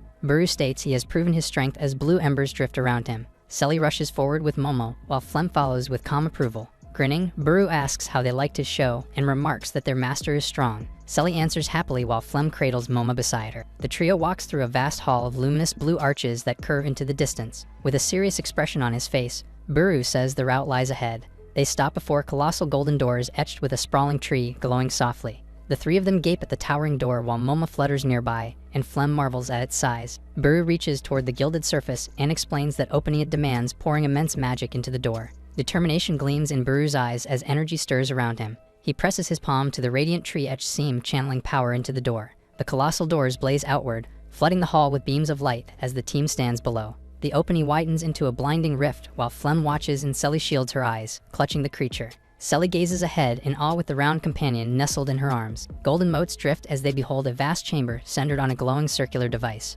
The trio approaches a luminous disc where a scroll floats within rings above a step pedestal. Biru presents the floating relic as an ancient record of mythical magic, labeled Idea Scroll. Flem and Sully stare at the artifact with sharp, surprised expressions. From the dais, Biru states that mythical class magic cannot be mastered by everyone. Sully listens solemnly while Biru warns that the overwhelming knowledge can burn the soul without strong willpower. Biru begins stressing how tough it is, his voice laced with utter seriousness as he speaks. With a stern stare, he acknowledges that the attempt could be fatal for him. Flem questions the danger and Biru confirms it with a calm reply. Sully, holding Moma, reacts in disbelief while Flem stands beside her with arms folded. Biru steps forward on the stone floor, signaling it's time to move. Striding ahead with fierce resolve, he tells Flem and Sully they will take on the life-risking challenge. At the radiant device, Biru points toward the floating scroll as Flem and Sully watch from the platform behind him. The scroll unfurls into glowing spirals covered in script that coil around Biru. Surrounded by shimmering words, he thinks he has mastered mythical class magic many times during his Magic Sword Saint era. He remembered to control his breathing and stabilize his mind as he hovered inside the scroll. Biru's eyes snap wide with fierce focus. Declaring readiness, he unleashes dark streaks that rip through the radiant layers surrounding him. Biru strains inside a web of crackling golden arcs, groaning as his limbs play against the force. He clenched his mouth, showing a pained grunt through bared teeth. Electricity surges around him as he throws his head back and lets out a long scream. Sully covers her mouth while Flem looks tense and Moma flutters nearby amid swirling debris. Light erupts from Biru's chest as he stands rigid within the blazing storm, feeling a searing heat. He studies his hand wreathed in golden glow, acknowledging the burning sensation. Tears streak down his face as lightning sigils whirl. His eyes then narrowed into a steady, focused gaze. In a starry void, a glowing scroll canister floats before him as he stands ready. Biru reminisces the familiar ache that comes with gaining immense magic. Surrounded by unfurling, luminous pages of the scroll, he admits he won't complain about enduring this. As the scroll encircled around him, he declares that mythical power is needed to defend humanity. He then reaches out with a decisive, poised hand. Biru drives his fist into a radiant wall of illuminated scroll script, blasting light outward. The impact bloomed into blinding rays that flared round his fist. He thrusts his arm up and seizes a glowing sphere, proclaiming he'll take the mythical magic called Divine Horizon. Beams then flared across the starry space, the sun-bright core blazing while luminous scrolls whirl around it in the cosmic void. A tide scroll canister quivers with bright bursts against a warm golden glow. Back at the altar room, Buru wobbles in midair as the canister drifts above and Sully watches from below. Buru lands with a relaxed smile and spreads his arms as if relieved, his shoe tapping the stone floor with a light, solid step. Flem then rushed in and caught the staggering Buru to steady him. Sweating and smiling faintly, Buru looks up toward Flem as if addressing him. Flem questions him if he got the mythical class magic while Sully and Moma hurry over from the doorway. Buru nods with a soft smile and lifts a hand that glows faintly. Grinning brightly, he then pumps his fist and declares he succeeded. The trio and Moma walk through a blue-lit corridor while Buru remarks that he mastered the mythical magic. With an arm over Flem's shoulder, he says the journey turned out to be a great success. Sully smiles in relief as Moma flutters overhead and Flem chats with Buru ahead. The group then approached scattered pieces of the huge guardian on the tiled floor. Buru extends his hand with determination, saying they must restore the guardian as Flem and Sully stand behind. The shattered guardian's parts began glowing blue as Buru activated his restoration magic. A close view shows a blue spark reigniting within the guardian's eyes. Then the reassembled guardian towers with blue energy while Buru, Sully, and Flem face it. Buru gestures outward and reasons that future visitors will need the Guardian to measure their abilities. The Guardian steadies with a glowing eye as Buru asserted that its role includes turning away unskilled mages. The Guardian lifts a large sword while the trio watches, with Buru insisting they still need its cooperation. But then the Sentinel's eye shines as it swivels toward them. Buru strokes his chin in response, saying he has a thought. The steel giant charges with blade raised, to which Buru dashes ahead urging a full retreat. Under a clear sky on the 6th festival day, the group follows a winding road. Flem mentions that they'll arrive as the festival ends, sharing that he learned a new ultimate sword technique. Buru, pack slung over his shoulder, remarks that the festival gathers nobles from the capital. Flem then reflects that being away might be fortunate since the Swordsman Society is likely still disappointed in him for losing to Buru. Buru strides along with his bag and encourages Flem's sword talent, while dismissing the need to curry favor with authorities. But Flem looks down with a wistful expression and wishes he could act that way. Suddenly, Moma cries out in alarm, fluttering frantically before Buru and Sully. Buru asks Moma what's wrong as Sully looks startled. Sully points toward thick black smoke rising beyond the trees and says a village should be ahead. Buru studies the distant plumes, judging that the amount of smoke isn't from a simple fire. Realization flashes in his eye as he wonders if it could be something worse. He then dashes toward the smoke with Flem and Sully following behind. He races between trees with urgency written on his face until he stops at a burning village where houses collapse and bodies lie amid the flames. Among the rubble, a monster and a villager lie dead as Buru takes in the scene, and more monstrous bodies and a hulking creature appear amid the blazing ruins, implying an attack. Buru runs through the devastation while calling out for any survivors, then notices a lone figure standing on a toppled column as embers drift across the sky. White boots with red laces step into the firelit street, to which Buru recoils in shock from what he saw as his face began to sweat. It was Jira, standing before the roaring blaze with her cloak swirling defiantly in the air.